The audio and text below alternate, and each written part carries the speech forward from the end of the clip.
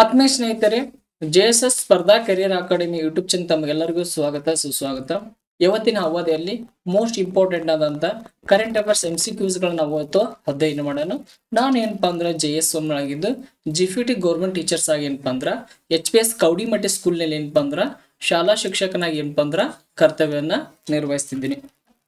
ನಾವು ಮಾರ್ಚ್ ತಿಂಗಳೊಳಗೆ ಏನಪ್ಪಾ ಅಂದ್ರ ಇದು ಕರೆಂಟ್ ಅಫೇರ್ಸ್ ಸಂಬಂಧಪಟ್ಟಂತ ಏನಪ್ಪಾ ಅಂದ್ರ ಎರಡನೇ ವಿಡಿಯೋ ಆಗ್ಯದ. ಈಗ ಮೊದಲನೇ ಪ್ರಶ್ನೆ ನೋಡ್ರಿ, ಪಾಕಿಸ್ತಾನ ಪಂಜಾಬಿನ ಮೊದಲ ಮಹಿಳಾ ಮುಖ್ಯಮಂತ್ರಿಯಾಗಿ ಇತ್ತೀಚೆಗೆ ಯಾರು ನೇಮಕಗೊಂಡಿದ್ದಾರೆ? A option Mariyamma, B option Mehboob Mufti, C option Sheikh Hasina, ಮೇಲಿನ ಯಾರು ಅಲ್ಲ. ನೋಡ್ರಿ, ಇತ್ತೀಚೆಗೆ ಏನಪ್ಪಾ ಅಂದ್ರ ಪಾಕಿಸ್ತಾನದಲ್ಲಿ ಬರುವಂತ ಪಂಜಾಬಿನ ಮೊದಲ ಮಹಿಳಾ ಮುಖ್ಯಮಂತ್ರಿಯಾಗಿ ಯಾರು ನೇಮಕಗೊಂಡಿದ್ದಾರಪ್ಪ ಅಂದ್ರ ಮರಿಯಮ್ಮ ಅನ್ನೋರು ಏನಪ್ಪಾ ಅಂದ್ರ ನೇಮಕಗೊಂಡಿದ್ದಾರ. ಯಾರು ನೇಮಕಗೊಂಡಿದ್ದಾರ? ಮರಿಯಮ್ಮ ಅನ್ನೋರು ನೇಮಕಗೊಂಡಿದ್ದಾರ. ಇವ್ರು ನೋಡ್ರಿ, ಪೇಪರ್ ಕಟಿಂಗ್ಸ್ ಒಳಗೆ ಏನೇನು ಕೊಟ್ಟಿದ್ದಾನ ನೋಡೋಣ. ಪಾಕಿಸ್ತಾನದ ಪಂಜಾಬ್ ಇತಿಹಾಸದಲ್ಲಿ ಮೋಸ್ಟ್ ಇಂಪಾರ್ಟೆಂಟ್ ಆಯ್ತು, ನಮಗೆ ಏನಪ್ಪಾ ಅಂದ್ರೆ ಎಕ್ಸಾಮ್ ಕೇಳ್ತಿರ್ತಾನ. ಮೋಸ್ಟ್ ಇಂಪಾರ್ಟೆಂಟ್ ನೋಡ್ರಿ, ಪಾಕಿಸ್ತಾನದ ಪಂಜಾಬ್ ಇತಿಹಾಸದಲ್ಲಿ ಮೊದಲ ಬಾರಿಗೆ ಮಹಿಳೆಯೊಬ್ಬರು ರಾಜ್ಯವೊಂದರ ಮುಖ್ಯಮಂತ್ರಿಯಾಗಿ ಆಯ್ಕೆ ಆಗಿದ್ದಾರೆ. ಯಾವ ರಾಜ್ಯದ ಒಂದರಪ್ಪ ಅಂದ್ರ ಪಂಜಾಬ್ ರಾಜ್ಯದ. ನೋಡ್ರಿ, ಪಂಜಾಬ್ ರಾಜ್ಯ ಏನಪ್ಪಾ ಅಂದ್ರ ಭಾರತ ಒಳಗೊಂದ್ ಬರ್ತದ, ನೆಕ್ಸ್ಟ್ ಪಾಕಿಸ್ತಾನದೊಳಗೊಂದ್ ಬರ್ತದ. ಇವ್ರು ಮಾತ್ರ ಏನಪ್ಪಾ ಅಂದ್ರ ಪಾಕಿಸ್ತಾನಕ್ಕೆ ಸಂಬಂಧಪಟ್ಟಂತ ಮಹಿಳಾ ಮುಖ್ಯಮಂತ್ರಿಯಾಗಿ ಏನಪ್ಪ ಅಂದ್ರ ಆಯ್ಕೆಗೊಂಡಾರ. ಇವರ ರಾಜಕೀಯ ಪಕ್ಷ ಯಾವುದು? ಒಮ್ಮೆ ನಮಗೆ ಏನ್ ಮಾಡ್ತಾನಪ್ಪ ಅಂದ್ರ ಯಾರು ಆಯ್ಕೆ ಆದ್ರ ಅಂತ ಕೇಳ್ತಾನ, ಒಮ್ಮೆ ಅವ್ರ ರಿಲೇಟೆಡ್ ಏನಪ್ಪಾ ಅಂದ್ರ ರಾಜಕೀಯ ಪಕ್ಷವನ್ನು ಕೇಳ್ತಾನ, ನೆಕ್ಸ್ಟ್ ಇನ್ನೊಮ್ಮೆ ಏನಪ್ಪಾ ಅಂದ್ರ ಅಪೋಸಿಟ್ ಕ್ಯಾಂಡಿಡೇಟ್ ಗಳನ್ನ ಏನ್ ಮಾಡ್ತಿರ್ತಾನ ಅಂತ ಕೇಳ್ತಿರ್ತಾನ. ಅವ್ರ ರಾಜಕೀಯ ಪಕ್ಷ ನೋಡ್ರಿ PMLN ಅನ್ನೋದು ಏನಪ್ಪಾ ಅಂದ್ರ ಅವರ ರಾಜಕೀಯ ಪಕ್ಷ ಆಗದ. ಇವ್ರು ಮರಿಯಮ್ ಅನ್ನೋರು ಏನಂತಾರಲ್ಲ, ಇವ್ರು ಯಾರು ಅಂತ ಪ್ರಶ್ನೆ ಮಾಡಿದಾಗ ಏನಪ್ಪಾ ಅಂದ್ರ ಪಾಕಿಸ್ತಾನದ ಮಾಜಿ ಪ್ರಧಾನಿ. ಯಾರು? ಪಾಕಿಸ್ತಾನದ ಮಾಜಿ ಪ್ರಧಾನಿ ಆದ ನವಾಜ್ ಶರೀಫ್ ಅವರ್ ಏನಪ್ಪಾ ಅಂದ್ರ ಪುತ್ರಿ ಇವರು ಆಗಿದ್ರ. ಇವ್ರು ಏನಪ್ಪಾ ಅಂದ್ರ ಯಾವ ಅಸೆಂಬ್ಲಿಯಿಂದ ಆಯ್ಕೆ ಆಗಿ ಹೋದ್ರಪ್ಪ ಅಂದ್ರ ಲಾಹೋರ್ ಅಸೆಂಬ್ಲಿ ಒಳಗ. ಯಾವ ಅಸೆಂಬ್ಲಿಯಿಂದ ಚುನಾಯಿತರಾದ್ರಪ್ಪ ಅಂದ್ರ ಇವರು ಲಾಹೋರ್ ಅಸೆಂಬ್ಲಿಯಿಂದ. ಇವ್ರ ಅಪೋಸಿಟ್ ಕ್ಯಾಂಡಿಡೇಟ್ ಯಾರಪ್ಪ ಅಂದ್ರ ರಾಣಾ ಅಫ್ತಾಬ್ ಅಂತ ಬರ್ತಾರೆ. ಯಾರು ಬರ್ತಾರ? ರಾಣಾ ಅಫ್ತಾಬ್ ಅಂತ ಬರ್ತಾರ. ಇಷ್ಟು ಅಂಶಗಳೇನಪ್ಪ ಅಂದ್ರ ಬಹಳ ಇಂಪಾರ್ಟೆಂಟ್ ಆಗ್ತವ, ನೆನಪಿಟ್ಕೋಬೇಕು. ಇನ್ನೊಂದ್ ಏನಪ್ಪಾ ಅಂದ್ರ ಇತ್ತೀಚೆಗೆ ಏನಪ್ಪಾ ಅಂದ್ರ ಪಾಕಿಸ್ತಾನ ಏನಪ್ಪಾ ಅಂದ್ರ ಲೋಕಸಭೆ ಚುನಾವಣೆ ನಡೀತು. ಯಾವ ಸಭೆ? ಲೋಕಸಭೆ ಚುನಾವಣೆ ಏನಪ್ಪಾ ಅಂದ್ರ ನಡೆಯಿತು. ಅಲ್ಲಿ ಫಲಿತಾಂಶ ಅತಂತ್ರ ಬಂತು. ಅತಂತ್ರ ಬಂದ ಸಂದರ್ಭದಲ್ಲಿ ಅಲ್ಲಿರುವಂತ ಮಿಲಿಟರಿ ಸರ್ಕಾರದ ಆಧಾರದ ಮೇಲೆ ಏನಪ್ಪಾ ಅಂದ್ರ ಸಲಹೆಮರಿಗೆ ಏನಪ್ಪಾ ಅಂದ್ರ ಸಮ್ಮಿಶ್ರ ಸರ್ಕಾರವನ್ನು ಏನ್ ಮಾಡಿದ್ರ ಅಲ್ಲಿ ರಚನೆ ಮಾಡ್ಯಾರ. ಇದು ಪಾಕಿಸ್ತಾನದೊಳಗೆ ಯಾವ ಸರ್ಕಾರ ಅದಪ್ಪ ಅಂದ್ರ ಸಮ್ಮಿಶ್ರ ಸರ್ಕಾರದ. ಆ ಸಮ್ಮಿಶ್ರ ಸರ್ಕಾರದ ಪ್ರಧಾನಮಂತ್ರಿಯಾಗಿ ಯಾರು ನೇಮಕೊಂಡಿದ್ದಾರಪ್ಪ ಅಂದ್ರ ಶಹಬಾಜ್ ಅನ್ನೋರು ಏನಪ್ಪಾ ಅಂದ್ರ ಬರ್ತಾರೆ. ಯಾರು ಬರ್ತಾರ? ಶಹಬಾಜ್ ಅನ್ನೋರು ಏನಪ್ಪಾ ಅಂದ್ರ ಪಾಕಿಸ್ತಾನದ ನೂತನ ಪ್ರಧಾನಮಂತ್ರಿಯಾಗಿ ಏನ್ ಮಾಡಿದಾರ ಅಂದವರು ಆಯ್ಕೆಗೊಂಡಿದ್ರ. ಇಲ್ಲಿ ನೀವು ಏನು ನೆನಪಿಟ್ಕೋಬೇಕಪ್ಪ ಅಂದ್ರ ಒಂದು 4 ಅಂಶಗಳನ್ನು ನೀವು ನೆನಪಿಟ್ಕೋಬೇಕಾಗ್ತದ. ಒಂದನೇದು ಪಾಕಿಸ್ತಾನ ಪಂಜಾಬಿನ ಮೊದಲ ಮಹಿಳಾ ಮುಖ್ಯಮಂತ್ರಿ ಯಾರು ಅಂತ ನೆನಪಿಟ್ಕೋರಿ. ನೆಕ್ಸ್ಟ್ ಪ್ರಸ್ತುತ ಪಾಕಿಸ್ತಾನದ ಪ್ರಧಾನಮಂತ್ರಿ ಯಾರಂತ ನೆನಪಿಟ್ಕೋರಿ. ನೆಕ್ಸ್ಟ್ ಈ ಮರಿಯಮ್ ಅನ್ನೋರು ಏನದಾರಲ್ಲ, ಇವ್ರು ಯಾವ ಪಕ್ಷ, ಯಾವ ರಾಜಕೀಯ ಪಕ್ಷಕ್ಕೆ ಸಂಬಂಧಪಟ್ಟರು, ಅವ್ರ ಅಪೋಸಿಟ್ ಕ್ಯಾಂಡಿಡೇಟ್ ಅನ್ನು. ಇಷ್ಟು ಅಂಶಗಳನ್ನ ನೀವು ಏನ್ ಮಾಡ್ಬೇಕಂದ್ರೆ ಇಲ್ಲಿ ನೆನಪಿಟ್ಟು ಇದೇ ಅಂಶ ಒಳಗೆ ಏನ್ ಮಾಡ್ತಾನಪ್ಪ ಅಂದ್ರ ಆತ ಪ್ರಶ್ನೆಯನ್ನ ರೈಸ್ ಮಾಡ್ತಾನ. ನೆಕ್ಸ್ಟ್ ಕ್ವಶನ್ ನೋಡ್ರಿ, ದೇಶದಲ್ಲೇ ಮೊದಲಿಗೆ ಯಾವ ವಿಶ್ವವಿದ್ಯಾಲಯ ಆನ್ಲೈನ್ ಪರೀಕ್ಷೆಯನ್ನು ನಡೆಸಲು ಮುಂದಾಗಿದೆ? ರಾಜೀವ್ ಗಾಂಧಿ. ನೋಡ್ರಿ, ಇದನ್ನೇನ್ ಮಾಡ್ಕೊಡ್ರ ಅಂದ್ರ ರಾಜೀವ್ ಗಾಂಧಿ ಆರೋಗ್ಯ ವಿಜ್ಞಾನಗಳ ವಿಶ್ವವಿದ್ಯಾಲಯ. ಯಾವ ವಿಜ್ಞಾನಗಳ ವಿಶ್ವವಿದ್ಯಾಲಯ? ನೋಡ್ರಿ, ರಾಜೀವ್ ಗಾಂಧಿ ಆರೋಗ್ಯ ವಿಜ್ಞಾನಗಳ ವಿಶ್ವವಿದ್ಯಾಲಯ ಬೆಂಗಳೂರು. ಬಿ ಆಪ್ಷನ್ ಇಗ್ನೋ ವಿಶ್ವವಿದ್ಯಾಲಯ new Delhi. C option Jawaharlal Nehru ವಿಶ್ವವಿದ್ಯಾಲಯ ದೆಹಲಿ. ಮೇಲಿನ ಯಾವುದಲ್ಲ. ನೋಡ್ರಿ, ದೇಶದಲ್ಲೇ ಮೊದಲ ಬಾರಿಗೆ ಪ್ರಥಮ ಬಾರಿಗೆ ಏನಪ್ಪಾ ಅಂದ್ರ ರಾಜೀವ್ ಗಾಂಧಿ ಆರೋಗ್ಯ ವಿಜ್ಞಾನಗಳ ವಿಶ್ವವಿದ್ಯಾಲಯ ಏನಪ್ಪಾ ಅಂದ್ರ ವೈದ್ಯಕೀಯ ಕ್ಷೇತ್ರದಲ್ಲಿ. ನೋಡ್ರಿ, ಆನ್ಲೈನ್ ಪರೀಕ್ಷೆ ಯಾವ ಕ್ಷೇತ್ರದೊಳಗೆ ನಡೆಸ್ತದಪ್ಪ ಅಂದ್ರ ವೈದ್ಯಕೀಯ ಕ್ಷೇತ್ರ. ಯಾವ ಕ್ಷೇತ್ರ? ವೈದ್ಯಕೀಯ ಕ್ಷೇತ್ರದಲ್ಲಿ ಏನಪ್ಪಾ ಅಂದ್ರ ಅದು ಪ್ರಥಮ ಬಾರಿಗೆ. ಯಾವ ರೀತಿ ಪ್ರಥಮ ಅಂದ್ರ ದೇಶದಲ್ಲೇ ಮೊದಲ ಬಾರಿಗೆ ಏನಪ್ಪಾ ಅಂದ್ರ ವೈದ್ಯಕೀಯ ಕ್ಷೇತ್ರ ಆನ್ಲೈನ್ ಪರೀಕ್ಷೆ ಯಾವ ವಿಶ್ವವಿದ್ಯಾಲಯ ಹಮ್ಮಿಕೊಂಡಿದಪ್ಪ ಅಂದ್ರ ರಾಜೀವ್ ಗಾಂಧಿ ವಿಶ್ವವಿದ್ಯಾಲಯ. ರಾಜೀವ್ ಗಾಂಧಿ ಆರೋಗ್ಯ ವಿಜ್ಞಾನಗಳ ವಿಶ್ವವಿದ್ಯಾಲಯ ಏನಪ್ಪಾ ಅಂದ್ರ ಅದು ಹಮ್ಮಿಕೊಂಡದ. ನೋಡ್ರಿ, ಇದು ರಾಜೀವ್ ಗಾಂಧಿ ಆರೋಗ್ಯ ವಿಜ್ಞಾನಗಳ ವಿಶ್ವವಿದ್ಯಾಲಯಕ್ಕೆ ನಾವು ಸಂಬಂಧಿಸುವಂತೆ ಅದ್ರ ಬ್ಯಾಕ್ ಗ್ರೌಂಡ್ ಅನ್ನು ನಾವು ಅಧ್ಯಯನ ಮಾಡೋದಾದ್ರ ಈ ವಿಶ್ವವಿದ್ಯಾಲಯ ಯಾವಾಗ ಸ್ಥಾಪನೆ ಆಯ್ತಂದ್ರ 1996 ಒಳಗೆ ಸ್ಥಾಪನೆ ಆಗ್ತದೆ. ಎಷ್ಟರ ಸ್ಥಾಪನೆ ಆಗ್ತದ? 1996 ಒಳಗೆ ಏನಪ್ಪಾ ಅಂದ್ರ ಈ ವಿಶ್ವವಿದ್ಯಾಲಯ ಸ್ಥಾಪನೆ ಆಗ್ತದ. ಇದರ ಕೇಂದ್ರ ಕಚೇರಿ ಎಲ್ಲಿದಪ್ಪ ಅಂದ್ರ ಬೆಂಗಳೂರು ಅದ. ಎಲ್ಲದ ಇದರ ಕೇಂದ್ರ ಕಚೇರಿ? ಬೆಂಗಳೂರು ಒಳಗದ. ನೆಕ್ಸ್ಟ್ ಇದರ ಉಪಕುಲಪತಿ ಯಾರದಪ್ಪ ಅಂದ್ರ ಡಾಕ್ಟರ್ MK ನೋಡ್ರಿ ಡಾಕ್ಟರ್ MK ರಮೇಶ್ ಅನ್ನೋರು ಏನಪ್ಪಾ ಅಂದ್ರ ಇದರ ಉಪಕುಲಪತಿಗಳಿದ್ರು. ಹಾಗಾದ್ರೆ ಇದರ ಏನಪ್ಪಾ ಅಂದ್ರ ಕುಲಪತಿಗಳು ಯಾರು ಇರ್ತಾರಪ್ಪ ಅಂದ್ರ ರಾಜ್ಯಪಾಲರು ಇರ್ತಾರ. ರಾಜ್ಯದೊಳಗ ಯಾವುದೇ ವಿಶ್ವವಿದ್ಯಾಲಯ ಇರ್ಲಿ ಅದರ ಕುಲಪತಿಗಳು ಯಾರಾಗಿರ್ತಾರಪ್ಪ ಅಂದ್ರ ರಾಜ್ಯದ ರಾಜ್ಯಪಾಲರು ಏನಪ್ಪಾ ಅಂದ್ರ ಆಗಿರ್ತಾರೆ. ಈ ಸದ್ಯಕ್ಕೆ ನಮ್ಮ ಕರ್ನಾಟಕ ರಾಜ್ಯದ ರಾಜ್ಯಪಾಲರು ಯಾರಪ್ಪ ಅಂದ್ರ ತಾವರ್ ಚಂದ್ ಗೆಹ್ಲೋಟ್ ಅದರ. ಹಾಗಾಗಿ ಈ ರಾಜೀವ್ ಗಾಂಧಿ ಆರೋಗ್ಯ ವಿಜ್ಞಾನಗಳ ವಿಶ್ವವಿದ್ಯಾಲಯದ ಕುಲಪತಿಗಳು ಯಾರಾಗ್ತಾರಪ್ಪ ಅಂದ್ರ ತಾವರ್ ಚಂದ್ ಗೆಹ್ಲೋಟ್. ಇಲ್ಲಿ ಏನ್ ನೆನಪಿಟ್ಟುವರಪ್ಪ ಅಂದ್ರ ಇನ್ನೂ ಇದು ಏನಪ್ಪಾ ಅಂದ್ರ ನಡೆಯುವುದ್ರಾಗದ ನಾವು ನಡೆಸ್ತೀವಿ ಅಂತ ಏನ್ ಮಾಡಿದ್ರಪ್ಪ ಅಂದ್ರ ಪ್ರಾಕ್ಟಿಕಲ್ ಆಗಿ ಆನ್ಲೈನ್ ಪರೀಕ್ಷಾ ಪ್ರಯೋಗವನ್ನು ಏನ್ ಮಾಡಾಕುಂತಾರಪ್ಪ ಅಂದ್ರ ರಾಜೀವ್ ಗಾಂಧಿ ಆರೋಗ್ಯ ವಿಜ್ಞಾನಗಳ ವಿಶ್ವವಿದ್ಯಾಲಯ ಏನಪ್ಪಾ ಅಂದ್ರ ಅದು ಹಮ್ಮಿಕೊಳ್ಳಾಕುಂತದೆ. ಹೆಂಗಪ್ಪ ಅಂದ್ರ ಪೇಪರ್ಲೆಸ್ ಪೇಪರ್ಸ್ ಏನಪ್ಪ ಅಂದ್ರ ಆನ್ಲೈನ್ ಮೋಡ್ ಒಳಗೆ ಏನಪ್ಪ ಅಂದ್ರ ಅವರು ಅದನ್ನ ಆಯೋಜನೆ ಮಾಡ್ತಿದ್ದಾರೆ. ನೆಕ್ಸ್ಟ್ ನೋಡ್ರಿ ಮೋಸ್ಟ್ ಇಂಪಾರ್ಟೆಂಟ್ ಇದು ನಮ್ಮ ಕರೆಂಟ್ ಅಫೇರ್ಸ್ ರಿಲೇಟೆಡ್ ಏನಪ್ಪಾ ಅಂದ್ರ ಬಹಳ ಇಂಪಾರ್ಟೆಂಟ್ ಆಗ್ತದ. ISWA ಮೊಬೈಲ್ ಸಮ್ಮೇಳನವು ಇತ್ತೀಚೆಗೆ ಯಾವ ನಗರದಲ್ಲಿ ಆಯೋಜನೆ ಮಾಡಲಾಯಿತು? Beijing, New York, Bengaluru, Barcelona. ನೋಡ್ರಿ ISWA ಮೊಬೈಲ್ ಸಮ್ಮೇಳನ ಯಾವ ಮೊಬೈಲ್ ಸಮ್ಮೇಳನ ಇದು? ISWA ಮೊಬೈಲ್ ಸಮ್ಮೇಳನ ಇತ್ತೀಚೆಗೆ ಎಲ್ಲಿ ನಡೀತಪ್ಪ ಅಂದ್ರ ಬಾರ್ಸಿಲೋನಾ ನಗರದಲ್ಲಿ ಏನಪ್ಪ ಅಂದ್ರ ಅದು ನಡೀತು. ಯಾವ ನಗರದಲ್ಲಿ ನಡೀತು? ಬಾರ್ಸಿಲೋನಾ ನಗರ. ಈ ಬಾರ್ಸಿಲೋನಾ ನಗರ ಎಲ್ಲಿ ಬರ್ತದಪ್ಪ ಅಂದ್ರ ಸ್ಪೇನ್ ದೇಶದಲ್ಲಿ ಬರ್ತೈತಿ. ಎಲ್ಲಿ ಬರ್ತೈತಿ ಇದು? ಸ್ಪೇನ್ ದೇಶದೊಳಗೆ ಏನಪ್ಪಾ ಅಂದ್ರ ಬರ್ತದ. ಇದು ಯಾವಾಗ ನಡೀತಂದ್ರ ಈ ಸಮ್ಮೇಳನ ಯಾವಾಗ ನಡೀತಂದ್ರ 2024 ಫೆಬ್ರವರಿ 26-29 ಏನಪ್ಪಾ ಅಂದ್ರ ಈ ಸಮ್ಮೇಳನ ಏನಪ್ಪಾ ಅಂದ್ರ ನಡೀತು. 3 ದಿನಗಳ ಕಾಲ ಏನಪ್ಪಾ ಅಂದ್ರ ಈ ಸಮ್ಮೇಳನ ನಡೀತು. ನಮಗಿಲ್ಲಿ ಇನ್ನೊಂದು ರೀತಿ ಏನು ಪ್ರಶ್ನೆ ಕೇಳ್ತಾರಪ್ಪ ಅಂದ್ರ ISWA ಮೊಬೈಲ್ ಸಮ್ಮೇಳನ ಯಾವ ದೇಶದಲ್ಲಿ ಆಯೋಜನೆ ಮಾಡಲಾಯ್ತಪ್ಪ ಅಂತ ಕೇಳಿದ್ರ ಸ್ಪೇನ್ ಅಂತ ಹೇಳ್ಬೇಕು. ನಗರ ಅಂತ ಕೇಳಿದ್ರೆ ಏನ್ ಹೇಳ್ಬೇಕಪ್ಪ ಅಂದ್ರ ನಾವು ಬಾರ್ಸಿಲೋನಾ ಅಂತ ಹೇಳ್ಬೇಕು. ನೆಕ್ಸ್ಟ್ ನೋಡ್ರಿ ಮೋಸ್ಟ್ ಇಂಪಾರ್ಟೆಂಟ್ ಇದ್ರ ಮೇಲೆ ನಾವು ನೆಕ್ಸ್ಟ್ ಬರುವಂತ ಪರೀಕ್ಷೆ ಏನಪ್ಪಾ ಅಂದ್ರ ಒಂದ್ ಅಂಕ ಬರ್ತದಂತ ನಾನು ಏನ್ ಮಾಡಿನಪ್ಪ ಅಂದ್ರ ಅನ್ಕೊಂಡಿದ್ದೀನಿ. ನೋಡ್ರಿ ದೇಶದಲ್ಲೇ ಅತಿ ಹೆಚ್ಚು ಚಿರತೆಗಳ ಸಂಖ್ಯೆಯನ್ನು ಹೊಂದಿರುವ ರಾಜ್ಯ ಯಾವುದು?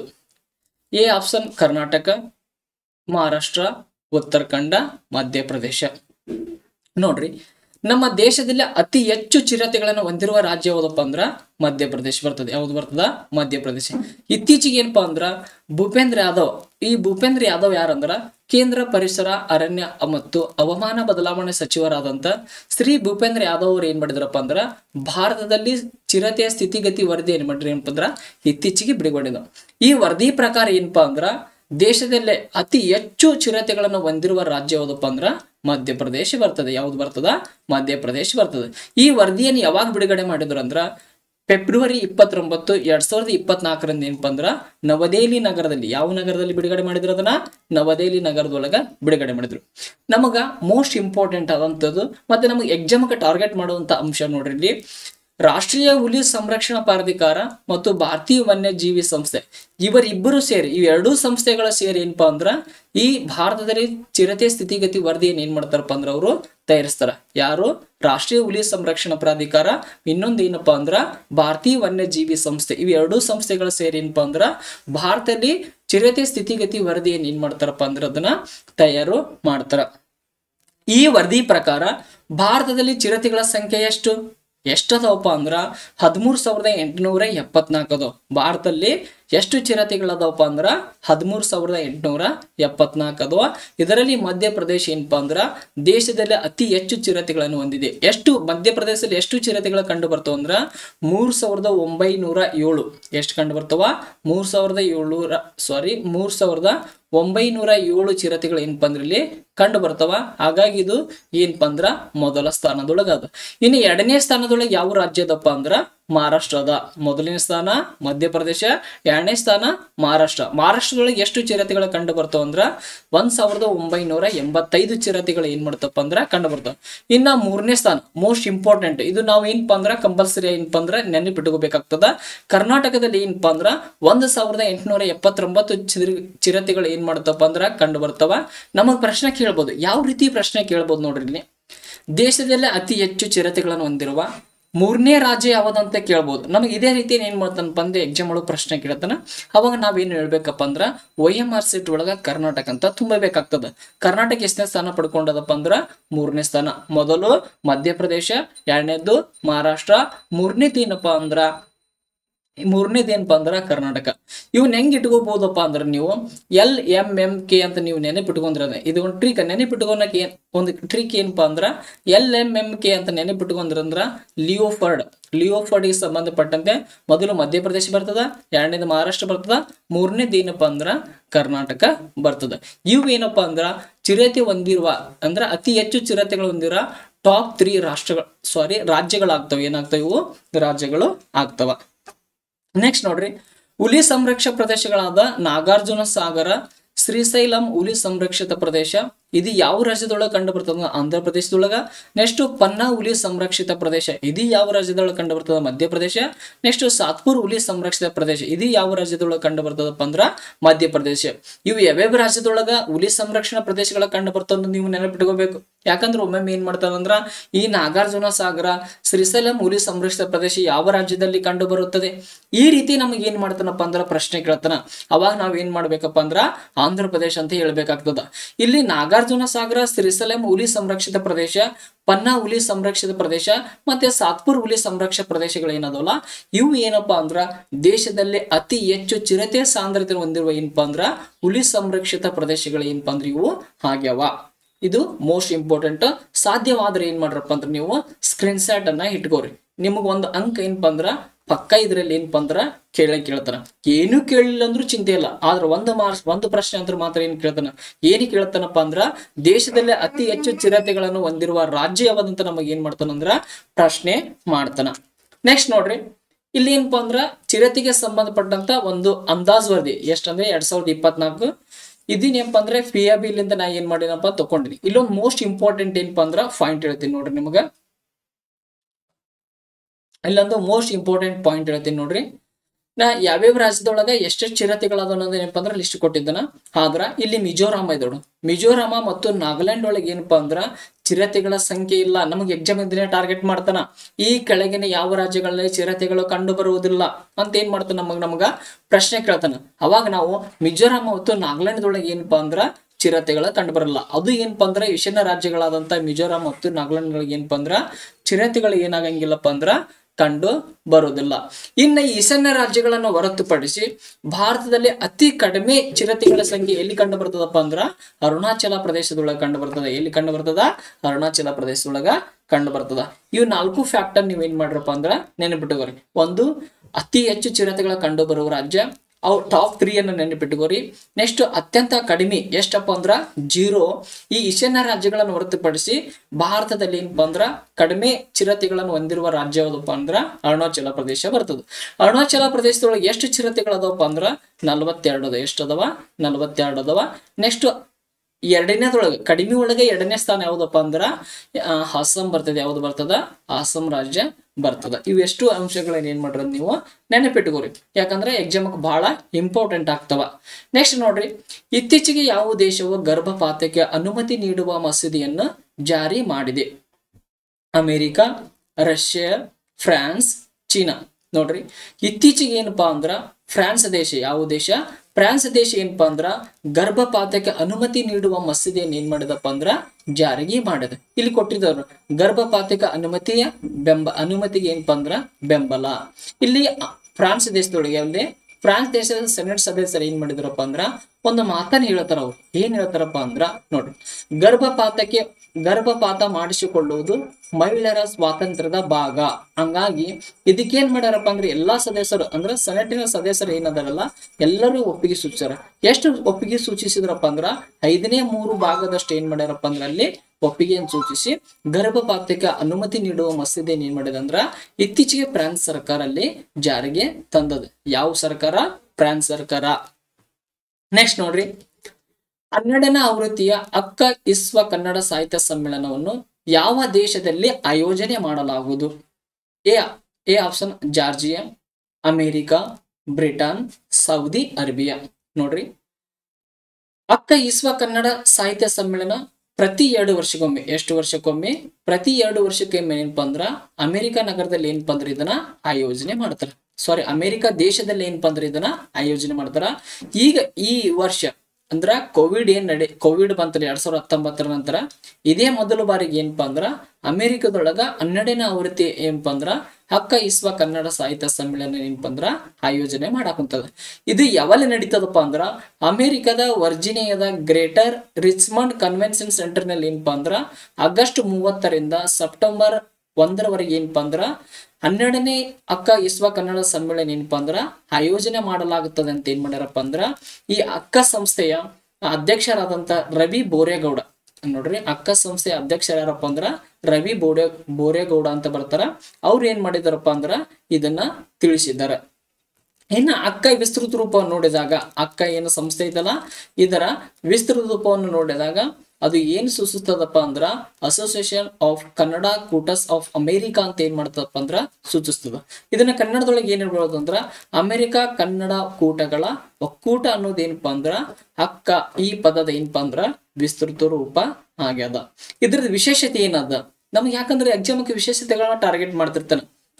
ಇದರ ವಿಶೇಷತೆ ಏನಪ್ಪಾ ಅಂದ್ರ ಇದು ಕರ್ನಾಟಕದ ಹೊರಗೆ ನಡೆಯುತ್ತಿರುವ ಅತಿ ದೊಡ್ಡ ಕನ್ನಡ ಉತ್ಸವ ಆಗ್ಯದ. ನೋಡ್ರಿ, ಕರ್ನಾಟಕವನ್ನು ಹೊರತುಪಡಿಸಿ ನಡೆಯುತ್ತಿರುವಂತ ಅತ್ಯಂತ ದೊಡ್ಡದಾದ ಉತ್ಸವ ಯಾವುದಪ್ಪ ಅಂದ್ರ ಅಕ್ಕ ಇಸ್ವ ಕನ್ನಡ ಸಮ್ಮೇಳನ ಏನಪ್ಪಾ ಅಂದ್ರ ಆಗ್ಯದ.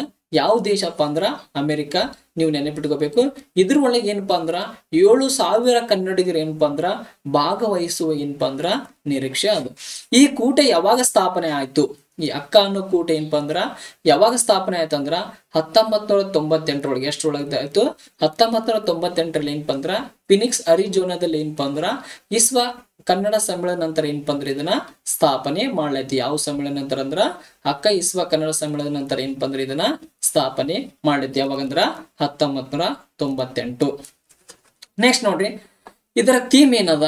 ಇದರ ಲೋಗೋದೊಳಗೆ ಬಳಸಿರೋದಂತ ಥೀಮ್ ಯಾವ್ದಂದ್ರ ಎಲ್ಲಾದರೂ ಇರು ಎಂತಾದರೂ ಇರು ಎಂದೆಂದಿಗೂ ನೀನು ಕನ್ನಡವಾಗಿರು ಅನ್ನೋದು ಏನಪ್ಪಾ ಅಂದ್ರ ಪ್ರಸಿದ್ಧ ಭಾರತದ 2ನೇ ರಾಷ್ಟ್ರ ಕವಿ ಆದಂತ ಕುವೆಂಪು ಅವರ ಏನಪ್ಪಾ ಅಂದ್ರ ಈ ಹೇಳಿಕೆಯನ್ನು ಏನ್ ಮಾಡ್ಯಾರಪ್ಪ ಅಂದವರು ತಮ್ಮ ಲೋಗೋವನ್ನಾಗಿ ಇಟ್ಟುಕೊಂಡಾರ.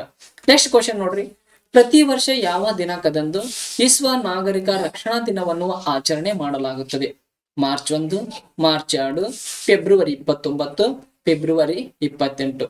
ನೋಡ್ರಿ, ಪ್ರತಿ ವರ್ಷ ವಿಶ್ವ ನಾಗರಿಕ ರಕ್ಷಣಾ ದಿನವನ್ನು ಏನ್ ಮಾಡ್ತಾರಪ್ಪ ಅಂದ್ರ ಮಾರ್ಚ್ 1ರಂದು ಏನ್ ಮಾಡ್ತಾರಂದ್ರ ಆಚರಣೆ ಮಾಡ್ತಾರ. ಯಾಕೆ ಆಚರಣೆ ಮಾಡ್ತಾರ? ಇದರ ಉದ್ದೇಶ ಏನದಪ್ಪ ಅಂದ್ರ ಪ್ರಾಕೃತಿಕ ವಿಕೋಪಗಳು, ಅಪಘಾತ ಮುಂತಾದ ತುರ್ತು ಪರಿಸ್ಥಿತಿಗಳಿಂದ ನಾಗರಿಕರನ್ನು ರಕ್ಷಿಸುವ ಕ್ರಮಗಳ ಕುರಿತು ಜಾಗೃತಿ ಮೂಡಿಸುವ ಉದ್ದೇಶದಿಂದ ಪ್ರತಿ ವರ್ಷ ಮಾರ್ಚ್ 1ಕ್ಕೆ ಏನಪ್ಪಾ ಅಂದ್ರ ವಿಶ್ವ ನಾಗರಿಕ ರಕ್ಷಣಾ ದಿನವನ್ನಾಗಿ ಏನ್ ಮಾಡ್ತಾರಪ್ಪ ಅಂದ್ರ ಆಚರಣೆ ಮಾಡುತ್ತದೆ. ಪ್ರತಿ ವರ್ಷ ಏನಪ್ಪಾ ಅಂದ್ರ ಒಂದೊಂದು ಥೀಮ್ಗಳೊಂದಿಗೆ ಈ ದಿನವನ್ನ ಆಚರಣೆ ಮಾಡ್ತಾರ.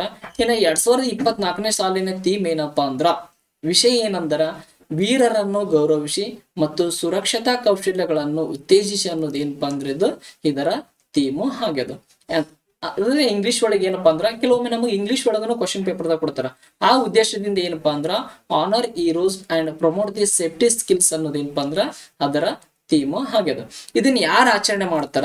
ವಿಶ್ವ ನಾಗರಿಕ ರಕ್ಷಣಾ ದಿನವನ್ನು ಏನಪ್ಪಾ ಅಂದ್ರ ಯಾವ ಸಂಸ್ಥೆ ಆಚರಣೆ ಮಾಡ್ತದ ನಮ್ಮ ಪ್ರಶ್ನೆ ಕೇಳಿದಾಗ ಇಂಟರ್ನ್ಯಾಷನಲ್ ಸಿವಿಲ್ ಡಿಫೆನ್ಸ್ ಆರ್ಗನೈಸೇಷನ್ ಅನ್ನೋದು ಏನಪ್ಪಾ ಅಂದ್ರ ಇದನ್ನ ಆಚರಣೆ ಮಾಡ್ತದ. ಈ ಸಂಸ್ಥೆ ಮೊದಲ ಬಾರಿಗೆ ಯಾವಾಗ ಆಚರಣೆ ಮಾಡ್ತಪ್ಪ ಅಂದ್ರ 1990ರೊಳಗೆ ಏನಪ್ಪಾ ಅಂದ್ರ ಮೊದಲ ಬಾರಿಗೆ ಈ ಸಂಸ್ಥೆ ಏನಪ್ಪಾ ಅಂದ್ರ ವಿಶ್ವ ನಾಗರಿಕ ರಕ್ಷಣಾ ದಿನವನ್ನ ಆಚರಣೆ ಮಾಡಿತು. ಇನ್ನ ಮಾರ್ಚ್ 1ಕ್ಕೆ ಇನ್ನೊಂದು ಇಂಪಾರ್ಟೆಂಟ್ ದಿನ ಬರ್ತದ. ಯಾವ ದಿನಪ್ಪ ಅಂದ್ರ ಜೀರೋ ಡಿಸ್ಕ್ರಿಮಿನೇಷನ್ ಡೇ ಅಂತ ಬರ್ತದ. ಅಂದ್ರ ತಾರತಮ್ಯ ಮುಕ್ತ ದಿನ ಅಂತ ಏನಪ್ಪಾ ಅಂದ್ರ ಬರ್ತದ. ಈ ದಿನವನ್ನ ಯಾಕೆ ಆಚರಣೆ ಮಾಡ್ತಾರಪ್ಪ ಅಂದ್ರ ಪ್ರತಿ ವರ್ಷ ಮಾರ್ಚ್ 1ಕ್ಕೆ ಏನ್ ಮಾಡ್ತಾರಂದ್ರ ಜಗತ್ತಿನಾದ್ಯಂತ ಶೂನ್ಯ ತಾರತಮ್ಯ ದಿನವನ್ನಾಗಿ ಆಚರಣೆ ಮಾಡಲಾಗ್ತದೆ.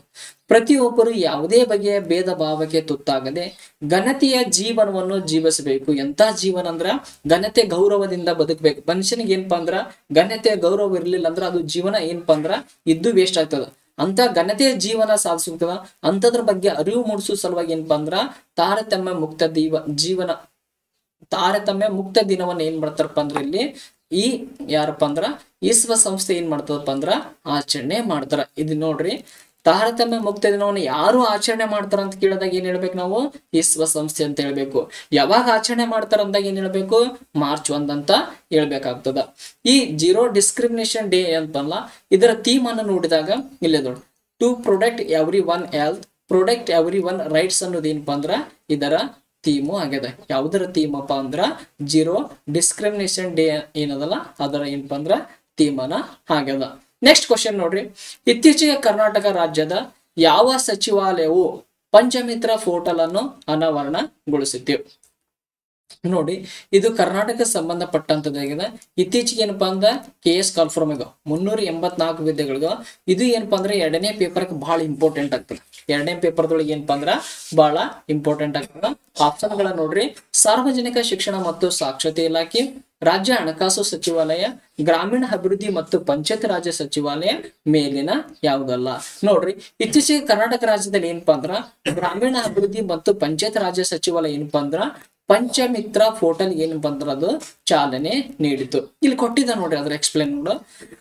ಗ್ರಾಮ ಪಂಚಾಯತಿಗಳಿಗೆ ಸಂಬಂಧಿಸಿದ ಎಲ್ಲಾ ಬಗೆಯ ಕುಂದುಕೊರತೆಗಳ ದಾಖಲಿಸಿ ಪರಿಹಾರ ಪಡೆಯಲು ಗ್ರಾಮೀಣ ಅಭಿವೃದ್ಧಿ ಮತ್ತು ಪಂಚಾಯತ್ ರಾಜ್ ಇಲಾಖೆ ಅಭಿವೃದ್ಧಿಪಡಿಸಿರುವ ವಾಟ್ಸ್ಆಪ್ ಚಾಟ್ ಬಾಟ್ ಪಂಚಮಿತ್ರ ಪೋರ್ಟಲ್ ಅನ್ನು ಸಚಿವ ಪ್ರಿಯಾಂಕ್ ಖರ್ಗೆ ಅವರು ಏನ್ ಮಾಡಿದ್ರು ಅಂತಂದ್ರೆ ಅದನ್ನ ಚಾಲನೆ ನೀಡಿದ್ರು. ಎಲ್ಲಿ ಚಾಲನೆ ನೀಡಿದ್ರು? ಇದನ್ನ ಬೆಂಗಳೂರು ನಗರದಲ್ಲಿ ಚಾಲನೆ ನೀಡಿದ್ರು. ಎಲ್ಲಿ ಚಾಲನೆ ನೀಡಿದ್ರು? ಇದನ್ನ ಬೆಂಗಳೂರು ನಗರದಲ್ಲಿ ಏನಪ್ಪಾ ಅಂದ್ರೆ ಇದಕ್ಕ ಚಾಲನೆ ನೀಡಿದ್ರು. ಯಾರು ಚಾಲನೆ ನೀಡಿದ್ರು ಅಂದ್ರ ಪ್ರಿಯಾಂಕ ಖರ್ಗೆ ಅವರು. ಇದು ಏನಪ್ಪಾ ಅಂದ್ರ ಈ ಗ್ರಾಮ ಪಂಚಾಯತಿ ಸಂಬಂಧಿಸಿದಂತ ಎಲ್ಲಾ ಬಗೆಯ ಕುಂದುಕೊರತೆಗಳನ್ನ ಏನಪ್ಪಾ ಅಂದ್ರ ತಿಳಿದುಕೊಂಡು ಅದಕ್ಕೆ ಪರಿಹಾರ ನೀಡುವುದಕ್ಕೆ ಏನಪ್ಪಾ ಅಂದ್ರ ದೇಶದಲ್ಲೇ ಪ್ರಪ್ರಥಮ ಬಾರಿ ಏನಪ್ಪಾ ಅಂದ್ರ ನೋಡ್ರಿ ಇಂಪಾರ್ಟೆಂಟ್ ಇದು, ದೇಶದಲ್ಲೇ ಪ್ರಪ್ರಥಮ ಬಾರಿಗೆ ಏನಪ್ಪಾ ಅಂದ್ರ ವಾಟ್ಸ್ಆಪ್ ಚಾಟ್ ಬಾಟ್ ಅನ್ನು ಏನ್ ಮಾಡಿದಪ್ಪ ಅಂದ್ರ ಈ ಕರ್ನಾಟಕದಲ್ಲಿ ಗ್ರಾಮೀಣ ಅಭಿವೃದ್ಧಿ ಮತ್ತು ಪಂಚಾಯತ್ ರಾಜ್ ಇಲಾಖೆ ಏನಪ್ಪಾ ಅಂದ್ರ ಅನುಷ್ಠಾನಗೊಳಿಸದ. ಬಹಳ ಇಂಪಾರ್ಟೆಂಟ್, ಇದನ್ನ ನೀವು ನೆನಪಿಟ್ಕೋಬೇಕು. ಇದನ್ನ ಏನಪ್ಪಾ ಅಂದ್ರ ಕೇಳ್ತಾನ, ಪಕ್ಕಾ ಕ್ವಶನ್ ಬರ್ತದ. ಇದು ಏನಾಗ್ತದ? ಇದು ಏನಪ್ಪಾ ಅಂದ್ರ ಪಕ್ಕಾ ಏನಪ್ಪಾ ಅಂದ್ರ ಕ್ವಶನ್ ಬರ್ತದ, ಇಂಪಾರ್ಟೆಂಟ್. ದೇಶದಲ್ಲೇ ಮೊದಲ ಬಾರಿ ಇಲ್ಲಿ ಏನ್ ಪ್ರಶ್ನೆ ಕೇಳ್ತಾನ ನೋಡ್ರಿ. ಇನ್ನೊಂದು ನಾವೊಂದು ಎಂಗಲ್ ಒಳಗೆ ಕೇಳಿರಿ, ಯಾರು ಅದನ್ನ ಯಾವ ಸಚಿವರ ಅಡಿ ಒಳಗೆ ನಾವು ಬರ್ತದ ಅಂತ ನಮಗೆ ಇಂಪಾರ್ಟೆಂಟ್ ಕೊಟ್ಟಿದ್ವಿ. ಇನ್ನೊಂದು ರೀತಿ ನಮಗೆ ಪ್ರಶ್ನೆ ಕೇಳಬಹುದು. ಯಾವ ರೀತಿ ಕೇಳ್ತಾನ ನೋಡ್ರಿ, ದೇಶದಲ್ಲೇ ಪ್ರಪ್ರಥಮ ಬಾರಿಗೆ ಗ್ರಾಮ ಪಂಚಾಯತಿ ಸಂಬಂಧಿಸಿದ ಎಲ್ಲಾ ಕುಂದುಕೊರತೆಗಳನ್ನ ಏನಪ್ಪಾ ಅಂದ್ರ ನಿವಾರಿಸಲು ವಾಟ್ಸ್ಆಪ್ ಚಾಟ್ ಬಾಟ್ ಅನ್ನು ಯಾವ ರಾಜ್ಯ ಜಾರಿಗೆ ತಗೊಂಬಂದ್ರೆ ಏನ್ ಮಾಡ್ಬೋದಪ್ಪ ಅಂದ್ರ ಕೇಳ್ಬಹುದು. ಅವಾಗ ನಾವ್ ಏನ್ ಹೇಳ್ಬೇಕಪ್ಪ ಅಂದ್ರ ಕರ್ನಾಟಕ ಅಂತ ಏನ್ ಮಾಡ್ಬೇಕಂದ್ರ ಹೇಳ್ಬೇಕಾಗ್ತದ. ನೆಕ್ಸ್ಟ್ ನೋಡ್ರಿ, ಮೋಸ್ಟ್ ಇಂಪಾರ್ಟೆಂಟ್, ಇತ್ತೀಚೆಗೆ NSO 2023-24 ಅಂಕಿ ಅಂಶಗಳ ಪ್ರಕಾರ ಭಾರತದ GDP ಶೇಕಡ ಎಷ್ಟು ಪ್ರಮಾಣದ ದಾಖಲೆ ಆಗಿದೆ? ಶೇಕಡ 7.6, ಶೇಕಡ 8.4, ಶೇಕಡ 4.8, ಶೇಕಡ 6.2 ಎಷ್ಟನ್ನು ಕೊಟ್ಟಿದ್ದಾನ ನೋಡ್ರಿ. NSO 2023-24 ಅಂಕಿ ಅಂಶಗಳ ಪ್ರಕಾರ ನೋಡಿದಾಗ ನಮ್ಮ ದೇಶದಲ್ಲಿ GDP ಪ್ರಮಾಣ ಎಷ್ಟರಷ್ಟು ದಾಖಲಾಗಿದಪ್ಪ ಅಂದ್ರ 8.4ರಷ್ಟು ಏನಪ್ಪಾ ಅಂದ್ರ ದಾಖಲಾಗಿದೆ. ಇಲ್ಲಿ ಕೊಟ್ಟಿದ ನೋಡಿ, 2023-24 ಹಣಕಾಸು ವರ್ಷ ಮೂರನೇ ತ್ರೈಮಾಸಿಕದಲ್ಲಿ, ಎಷ್ಟನೇ ತ್ರೈಮಾಸಿಕದಲ್ಲಿ? ಇದು ಮೂರನೇ ತ್ರೈಮಾಸಿಕದಲ್ಲಿ ಏನಪ್ಪಾ ಅಂದ್ರ ಭಾರತದ GDP ಏನಪ್ಪಾ ಅಂದ್ರ ಶೇಕಡ 8.4ರಷ್ಟು ಏನಪ್ಪಾ ಅಂದ್ರ ದಾಖಲು ಆಗ್ಯದ. ಆದ್ರ ಈ GDP ಬೆಳವಣಿಗೆ ನಿರೀಕ್ಷಣೆ ಎಷ್ಟು ಇಟ್ಕೊಂಡಿದ್ದಾರಪ್ಪ ಅಂದ್ರ 7.6. ಎಷ್ಟು ಇಟ್ಕೊಂಡಾರ? 7.6 ಅನ್ನ ಇಟ್ಕೊಂಡಾರ. 2023-24 ಸಾಲಿನ ಹಣಕಾಸು ವರ್ಷದಲ್ಲಿ ಏನಪ್ಪಾ ಅಂದ್ರ ಇತ್ತೀಚೆಗೆ ಮೂರನೇ ತ್ರೈಮಾಸಿಕದಲ್ಲಿ ಏನಪ್ಪಾ ಅಂದ್ರ ಆರ್ಥಿಕ ಬೆಳವಣಿಗೆ ದರ GDP ಅಂದ್ರೆ ಏನಪ್ಪಾ ಅಂದ್ರ ಆರ್ಥಿಕ ಬೆಳವಣಿಗೆ ದರ ಎಷ್ಟಾಗ್ಯದಪ್ಪ ಅಂದ್ರ 8.4ರಷ್ಟು ಇದು ಏನಾಗ್ಯದ ಅಂದ್ರ ದಾಖಲಾಗದ. ಕಳೆದ ವರ್ಷದ ಮೂರನೇ ತ್ರೈಮಾಸಿಕದಲ್ಲಿ ಇದರ ಬೆಳವಣಿಗೆ ಎಷ್ಟಿತ್ತಪ್ಪ ಅಂದ್ರ 4.3ರಷ್ಟು. ನೋಡಿ ಎಷ್ಟು ಡಬಲ್ ಆಗಿದೆ ಇಲ್ಲಿ ನೋಡ್ರಿ. ನಾವು ಕಳೆದ ವರ್ಷಕ್ಕ ಇದೇ ಮೂರನೇ ತ್ರೈಮಾಸಿಕದ ವರದಿಯನ್ನು ನೋಡಿದಾಗ ಅಲ್ಲಿ ಬೆಳವಣಿಗೆ ದರ ಎಷ್ಟಿತ್ತಪ್ಪ ಅಂದ್ರ 4.3 ಇತ್ತು. ಈ ಪ್ರಸ್ತುತ ಏನಪ್ಪಾ ಅಂದ್ರ 8.4 ಆಗ್ಯದ. ಏನಪ್ಪಾ ಅಂದ್ರ ಇಲ್ಲಿ ಬೆಳವಣಿಗೆ ಏನಾಗ್ಯದಪ್ಪ ಅಂದ್ರ ಡಬಲ್ ಆಗ್ಯದ. ಇದನ್ನ ಈ ವರದಿಯನ್ನು ಯಾರು ಬಿಡುಗಡೆ ಮಾಡಿದ್ರು? ಈ GDPಗೆ ಸಂಬಂಧಪಟ್ಟಂತ ವರದಿಯನ್ನು ಯಾರು ಬಿಡುಗಡೆ ಮಾಡಿದ್ರು ನೋಡ್ರಿ, ರಾಷ್ಟ್ರೀಯ ಸಾಂಖ್ಯಿಕ ಇಲಾಖೆ ಏನಪ್ಪಾ ಅಂದ್ರೆ ಈ ವರದಿಯನ್ನು ಏನ್ ಮಾಡಿದಪ್ಪ ಅಂದ್ರೆ ಬಿಡುಗಡೆ ಮಾಡಿದ್ರು. ನೋಡ್ರಿ, ನಮಗೆ ಕೇಳ್ತಾನ ಏನಂತ ಕೇಳ್ತಾನಪ್ಪ ಅಂದ್ರೆ ಇತ್ತೀಚೆಗೆ ಭಾರತದ GDP ಪ್ರಮಾಣ ಏನಪ್ಪಾ ಅಂದ್ರ 8.4ರಷ್ಟು ದಾಖಲಾಗ್ಯದ. ಇದು ಯಾವ ಸಂಸ್ಥೆಯ ಪ್ರಕಾರ ಅಂತೂ ನಮಗೆ ಏನ್ ಮಾಡ್ಬೋದಪ್ಪ ಅಂದ್ರ ಕೇಳ್ಬೋದು. ಅವಾಗ ನಾವೇನ್ ಹೇಳ್ಬೇಕಪ್ಪ ಅಂದ್ರ NSO ಅಂದ್ರ ನ್ಯಾಷನಲ್ ಸ್ಟ್ಯಾಟಿಸ್ಟಿಕಲ್ ಆರ್ಗನೈಸೇಷನ್ ಅಂತ ಏನಪ್ಪಾ ಅಂದ್ರ ಬರ್ತದ.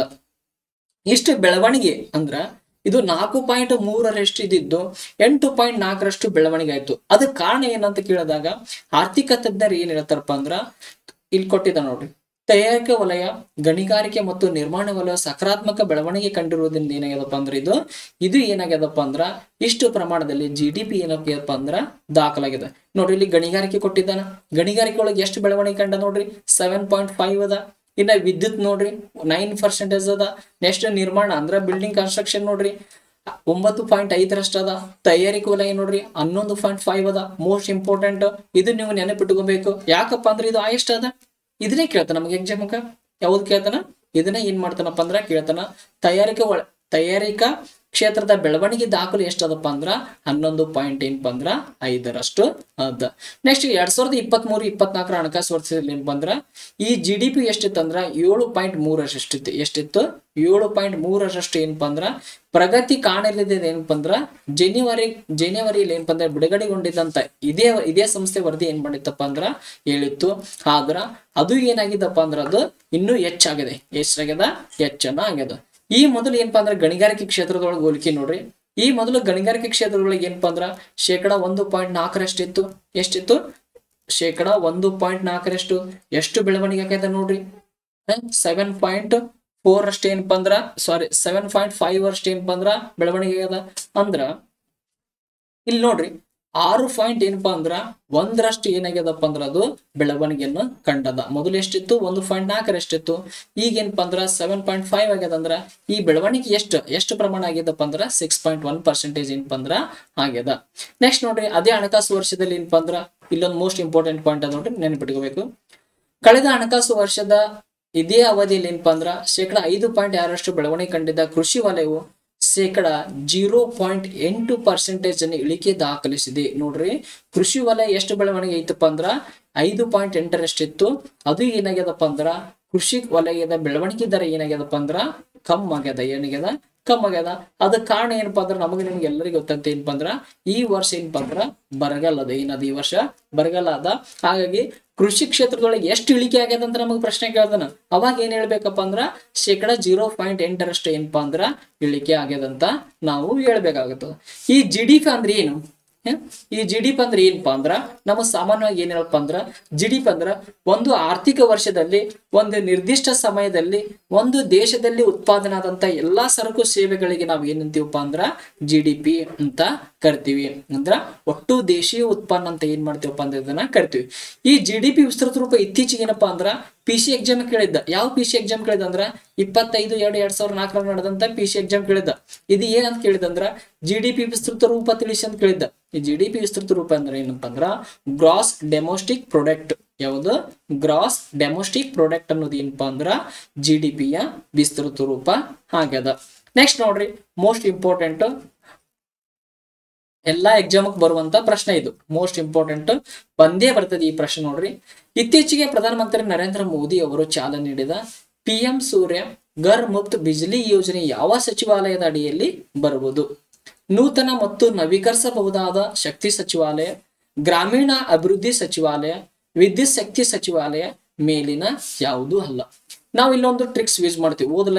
ಒಂದ್ಸಲ ಓದಲಿಲ್ಲ ಅಂದ್ರೆ ಏನಾಗ್ತದಪ್ಪ ಅಂದ್ರ ಇದು PM ಸೂರ್ಯ ಘರ್ ಮುಫ್ತ್ ಬಿಜ್ಲಿ ಯೋಜನೆ ಏನಪ್ಪಾ ಅಂದ್ರ ವಿದ್ಯುತ್ ಕ್ಷೇತ್ರಕ್ಕೆ ಸಂಬಂಧಪಟ್ಟ ಇದು ಏನ್ ಮಾಡ್ತದಪ್ಪ ಅಂದ್ರ ವಿದ್ಯುತ್ ಶಕ್ತಿ ಸಚಿವಾಲಯಕ್ಕೆ ಬರ್ತದ ಅಂತ ನಾವು ಮಾಡ್ತೀವಿ. ರಾಂಗ್ ನೋಡ್ರಿ. ಈ PM ಸೂರ್ಯ ಘರ್ ಮುಫ್ತ್ ಬಿಜ್ಲಿ ಯೋಜನೆ ಯಾವ ಸಚಿವಾಲಯ ಜಾರಿ ಮಾಡಿದಪ್ಪ ಅಂದ್ರ ನೂತನ ಮತ್ತು ನವೀಕರಿಸಬಹುದಾದ ಶಕ್ತಿ ಸಚಿವಾಲಯ. ಯಾವ ಸಚಿವಾಲಯ? ನೂತನ ಮತ್ತು ನವೀಕರಿಸಬಹುದಾದ ಶಕ್ತಿ ಸಚಿವಾಲಯ ಏನಪ್ಪಾ ಅಂದ್ರ ಈ ಯೋಜನೆಯನ್ನ ಜಾರಿಗೆ ಮಾಡದ. ಈ ಯೋಜನೆಯಿಂದ ನಮಗೆ ಈ ಯೋಜನೆ ಬಗ್ಗೆ ನಾವು ತಿಳ್ಕೋದಾದ್ರ ಈ ಯೋಜನೆ ಅಡಿ ಒಳಗೆ ಏನಪ್ಪಾ ಅಂದ್ರ ಪ್ರತಿ ಕುಟುಂಬಕ್ಕೂ ಏನ್ ಮಾಡ್ತಾರ ಅಂದ್ರ 78,000 ರೂಪಾಯಿ ನೀಡ್ತಾರ. ಎಷ್ಟು ನೀಡ್ತಾರ? 78,000 ಏನಪ್ಪಾ ಅಂದ್ರ ನೀಡ್ತಾರ. ಇತ್ತೀಚೆಗೆ PM ಸೂರ್ಯ ಘರ್ ಯೋಜನೆಗೆ ಏನಪ್ಪಾ ಅಂದ್ರ ನಮ್ಮ ಸಚಿವ ಸಂಪುಟ ಏನಪ್ಪಾ ಅಂದ್ರ ಒಪ್ಪಿಗೆಯನ್ನ ನೀಡದ. ಇದ್ರ ಬಗ್ಗೆ ತಿಳ್ಕೊಂಡ್ ನೋಡ್ರಿ. ದೇಶದಲ್ಲೇ ಸೌರ ವಿದ್ಯುತ್ ಬೆಳಕಿಗೆ ಉತ್ತೇಜನ ನೀಡಲು ಯಾವ ವಿದ್ಯುತ್ತಿಗೆ ನೋಡ್ರಿ ಇದು ಸೌರ ವಿದ್ಯುತ್ ಯಾವ ಯೋಜನೆಗೆ ಅಂದ್ರ PM ಸೂರ್ಯ ಘರ್ ಯೋಜನೆ ಮುಖ್ಯ ಉದ್ದೇಶ ಏನಪ್ಪಾ ಅಂದ್ರ ದೇಶದಲ್ಲಿ ಏನ್ ಮಾಡೋದಪ್ಪ ಅಂದ್ರ ಸೌರ ವಿದ್ಯುತ್ ಬೆಳಕಿಗೆ ಏನ್ ಮಾಡೋದಪ್ಪ ಅಂದ್ರ ಹೆಚ್ಚಿಸುವ ಉದ್ದೇಶವನ್ನು ಹೊಂದಿದ. 75,021 ಕೋಟಿ ಮೊತ್ತದ ಏನಪ್ಪಾ ಅಂದ್ರ PM ಸೂರ್ಯ ಘರ್ ಮುಫ್ತ್ ಬಿಜ್ಲಿ ಯೋಜನೆಗೆ ಏನಪ್ಪಾ ಅಂದ್ರ ಗುರುವಾರ ಏನಪ್ಪಾ ಅಂದ್ರ ಕೇಂದ್ರ ಸಚಿವ ಸಂಪುಟ ಏನಪ್ಪಾ ಅಂದ್ರ ಅನುಮೋದನೆ ನೀಡಿತು. ಏನ್ ಮಾಡಿತದು? ಅನುಮೋದನೆ ನೀಡಿತು. ಈ ಯೋಜನೆ ನೋಡಿ ವೆಚ್ಚ ಏನ್ ಕೊಟ್ಟಿದ್ದಾನೆ ಇಲ್ಲಿ ಕೊಟ್ಟಿದ್ದಾನ. ನೆಕ್ಸ್ಟ್ ಈ ಯೋಜನೆ ಏನೇನ್ ಅನುಕೂಲಗಳಾದ ಅನ್ನೋದು ಏನಪ್ಪಾ ಅಂದ್ರ ಇಲ್ಲಿ ಕೊಟ್ಟಿದ್ದಾನ ನೋಡ್ರಿ. ಈ ಯೋಜನೆಯಿಂದ ಏನಪ್ಪಾ ಅಂದ್ರ 7% ಏನಪ್ಪಾ ಅಂದ್ರ ಇಂಟ್ರೆಸ್ಟ್ ಒಳಗ 7% ಇಂಟ್ರೆಸ್ಟ್ ಒಳಗೆ ಏನಪ್ಪಾ ಅಂದ್ರ ಸಾಲವನ್ನು ಕೊಡ್ತಾರ. ಏನ್ ಕೊಡ್ತಾರ? ಸಾಲವನ್ನ ಕೊಡ್ತಾರ. ಇದ್ರಲಿಂದ ಏನಾಗ್ತದಪ್ಪ ಅಂದ್ರ 720 ಮಿಲಿಯನ್ ಟನ್ಸ್ ಅಷ್ಟು ಕಾರ್ಬನ್ ಡೈಆಕ್ಸೈಡ್ ಏನಾಗ್ತದಪ್ಪ ಅಂದ್ರ ರೆಡ್ಯೂಸ್ ಆಗ್ತದ. ಏನಾಗ್ತದ? ಕಾರ್ಬನ್ ಡೈಆಕ್ಸೈಡ್ ಅಂದ್ರ ನಾವು ವಿದ್ಯುತ್ ಬಳಕೆಗಾಗಿ ಏನಪ್ಪಾ ಅಂದ್ರ ಸೌರ ವಿದ್ಯುತ್ಗಳನ್ನ ಬಳಕೆ ಮಾಡೋದ್ರಿಂದ ಕಾರ್ಬನ್ ಪ್ರಮಾಣ ಎಷ್ಟರಷ್ಟು ರೆಡ್ಯೂಸ್ ಆಗುತ್ತಪ್ಪ ಅಂದ್ರ 720 ಮಿಲಿಯನ್ ಟನ್ಸ್ ಅಷ್ಟು ಏನಪ್ಪಾ ಅಂದ್ರ ಕಾರ್ಬನ್ ಹಾಕ್ತದ. ಮತ್ ಇನ್ನೊಂದ್ ಏನಾಗ್ತದ ಅಂದ್ರ 17 ಲಕ್ಷ ಜಾಬ್ಗಳು ಏನಾಗ್ತದಪ್ಪ ಅಂದ್ರ ಸೃಷ್ಟಿ ಆಗ್ತದೆ. ಏನಾಗ್ತದ? 17 ಲಕ್ಷ ಜಾಬ್ಗಳು ಏನಪ್ಪಾ ಅಂದ್ರ ಈ ಯೋಜನೆಯಿಂದ ಸೃಷ್ಟಿ ಆಗ್ತದ. ಮೋಸ್ಟ್ ಇಂಪಾರ್ಟೆಂಟ್ ನೋಡ್ರಿ, ಈ PM ಸೂರ್ಯ ಗರ್ ಮುಕ್ತ್ ಬಿಜ್ಲಿ ಯೋಜನೆ ಏನಪ್ಪಾ ಅಂದ್ರ ಏನ್ ಸಾಲ ಕೊಡ್ತಾರಲ್ಲ ಆ ಸಾಲಕ್ಕೆ ಇಂಟ್ರೆಸ್ಟ್ ಎಷ್ಟು ಇರ್ತದಪ್ಪ ಅಂದ್ರ 7% ಇರ್ತದೆ. ಎಷ್ಟಿರ್ತದ? 7% ಇರ್ತದ. ಇದರ್ಲಿಂದ ಏನಾಗ್ತದ ಅಂತಂದ್ರ ಕಾರ್ಬನ್ ಡೈಆಕ್ಸೈಡ್ ಪ್ರಮಾಣ ಹೊರ ಹಾಕೋದು ಏನಾಗ್ತದಪ್ಪ ಅಂದ್ರ ಕಮ್ಮಿ ಆಗ್ತದೆ. ಇದರಿಂದ ನಾವು ಪರಿಸರ ಸ್ನೇಹಿ ಯೋಜನೆ ಅಂತೂ ನಾವು ಏನ್ ಮಾಡ್ಬೋದಪ್ಪ ಅಂದ್ರೆ ಇದನ್ನ ತಿಳ್ಕೊಬಹುದು. ಇನ್ನ PM ಸೂರ್ಯ ಘರ್ ಮುಕ್ತಿ ಬಿಜ್ಲಿ ಯೋಜನೆಗೆ ಸಂಬಂಧಪಟ್ಟಂತೆ ಇದೇನಪ್ಪ ಅಂದ್ರ ಗೌರ್ಮೆಂಟ್ ವೆಬ್ಸೈಟ್ ಲಿಂದ ಈ ಮಾಹಿತಿಯನ್ನು ನಾನು ನೇರವಾಗಿ ತಗೊಂಡಿನಿ. ಈ ಯೋಜನೆ ಯಾವಾಗ ಜಾರಿಗೆ ಮಾಡಿದ್ರಪ್ಪ ಅಂದ್ರ ಪ್ರಧಾನಮಂತ್ರಿ ನರೇಂದ್ರ ಮೋದಿ ಅವರು ಫೆಬ್ರವರಿ 15 ಯಾವಾಗ ಮಾಡಿದ್ರು? ಫೆಬ್ರವರಿ 15, 2024ರಂದು ಏನಪ್ಪ ಅಂದ್ರ ಈ ಯೋಜನೆಯನ್ನ ಏನ್ ಮಾಡಿದ್ರಪ್ಪ ಅಂದ್ರ ಬಿಡುಗಡೆ ಮಾಡಿದ್ರು. ಈ ಯೋಜನೆ ಉದ್ದೇಶ ಏನಪ್ಪಾ ಅಂದ್ರ ಪ್ರತಿ ಮನೆಗೂ ಏನಪ್ಪಾ ಅಂದ್ರ ಸಬ್ಸಿಡಿ ದರದಲ್ಲಿ ಸಬ್ಸಿಡಿ ದರದಲ್ಲಿ ಏನ್ ಮಾಡೋದಪ್ಪ ಅಂದ್ರ ಅವರಿಗೆ ವಿದ್ಯುತ್ ಅನ್ನ ಕಲ್ಪಿಸಿಕೊಡೋದು. ಯಾವ ವಿದ್ಯುತ್ ಅನ್ನ ಕಲ್ಪಿಸಿಕೊಡೋದಪ್ಪ ಅಂದ್ರ ಸೋಲಾರ್ ವಿದ್ಯುತ್ ಅನ್ನ ಏನ್ ಮಾಡೋದಪ್ಪ ಅಂದ್ರ ಈ ಯೋಜನೆ ಒಳಗೆ ಏನಪ್ಪಾ ಅಂದ್ರ ಒದಗಿಸಿಕೊಡುದು. ಇದ್ರೊಳಗೆ 3 ಹಂತಗಳು ಬರ್ತಾವ. ಏನ್ ಬರ್ತಾವ? 3 ಹಂತಗಳು ಬರ್ತಾವ. ಎವರೇಜ್ ಮಂತ್ಲಿ ಎಲೆಕ್ಟ್ರಿಕಲ್ ಕನ್ಸ್ಯೂಮ್ ಅಂದ್ರ ಯೂನಿಟ್ ಒಳಗೆ ಕೊಟ್ಟಿದ್ದಾನ. 0 ಇಂದ 150 ಯೂನಿಟ್ ಯಾರು ಬಳಸ್ತಾರಲ್ಲ ಅವ್ರಿಗೆ ಅಂದ್ರ 1-2 ಕಿಲೋ ವ್ಯಾಟ್ ಎಷ್ಟು ಅಂತಂದ್ರ ಅವ್ರಿಗೆ ಸಬ್ಸಿಡಿ ಎಷ್ಟು ಸಿಗ್ತದಪ್ಪ ಅಂದ್ರ 30,000 ಏನಪ್ಪ ಅಂದ್ರ 60,000 ಸಿಗ್ತದ. ಇನ್ನ 150ರಿಂದ 300 ಯೂನಿಟ್ ವರೆಗೆ ಏನಾದ್ರು ಯೂಸ್ ಮಾಡ್ತದ ಅಂದ್ರ ಅವ್ರಿಗೆ 2 ಅಥವಾ 3 ಕಿಲೋ ವ್ಯಾಟ್ ಬೇಕು. ಏನಪ್ಪ ಅಂದ್ರ ಸಬ್ಸಿಡಿ ಎಷ್ಟು ಕೊಡ್ತಾರಪ್ಪ ಅಂದ್ರ 60,000ದಿಂದ 78,000 ಏನಪ್ಪ ಅಂದ್ರ ಸಬ್ಸಿಡಿಯನ್ನ ಕೊಡ್ತಾರೆ. ಇನ್ನ 300 ಯೂನಿಟ್ ಗಿಂತ ಹೆಚ್ಚಿನ ವಿದ್ಯುತ್ ಉತ್ಪಾದನೆ ಮಾಡ್ತಿದ್ರ ಅಂದ್ರ ಅವ್ರಿಗೆ 3 ಕಿಲೋ ವ್ಯಾಟ್ ಏನಪ್ಪ ಅಂದ್ರೆ 78,000 ರೂಪಾಯಿ ಏನಪ್ಪ ಅಂದ್ರ ಅವ್ರಿಗೆ ಸಬ್ಸಿಡಿ. ಈ 3 ಹಂತದಲ್ಲಿ ಏನಪ್ಪ ಅಂದ್ರ ಅವ್ರಿಗೆ ಸಬ್ಸಿಡಿಯನ್ನ ಅಮೌಂಟ್ ಅನ್ನ ಕೊಡ್ತಾರೆ. ಇದರಿಂದ ಈ ಸೂರ್ಯಘರ್ ಯೋಜನೆಯಿಂದ ಏನ್ ಅನುಕೂಲ ಆಗ್ತದಪ್ಪ ಅಂದ್ರ ಪ್ರತಿ ಮನೆಗೆ ಏನಾಗ್ತದಪ್ಪ ಅಂದ್ರ ಉಚಿತವಾಗಿ ವಿದ್ಯುತ್ ಸಿಗ್ತದೆ. ಏನ್ ಸಿಗ್ತದ? ಉಚಿತವಾಗಿ ಏನಪ್ಪ ಅಂದ್ರ ವಿದ್ಯುತ್ ಸಿಗ್ತಾರ. 300 ಯೂನಿಟ್ ವರೆಗೆ. ಎಷ್ಟು ಯೂನಿಟ್ ವರೆಗೆ ಅಂದ್ರ 300 ಯೂನಿಟ್ ವರೆಗೆ. ನೆಕ್ಸ್ಟ್ ಏನಾಗ್ತದಪ್ಪ ಅಂದ್ರ ಸರ್ಕಾರದ ವೆಚ್ಚವನ್ನ ಏನ್ ಮಾಡ್ತದಪ್ಪ ಅಂದ್ರೆ ಇದು ತಡೆಗಟ್ಟುತ್ತದೆ. ಏನ್ ಮಾಡ್ತದ?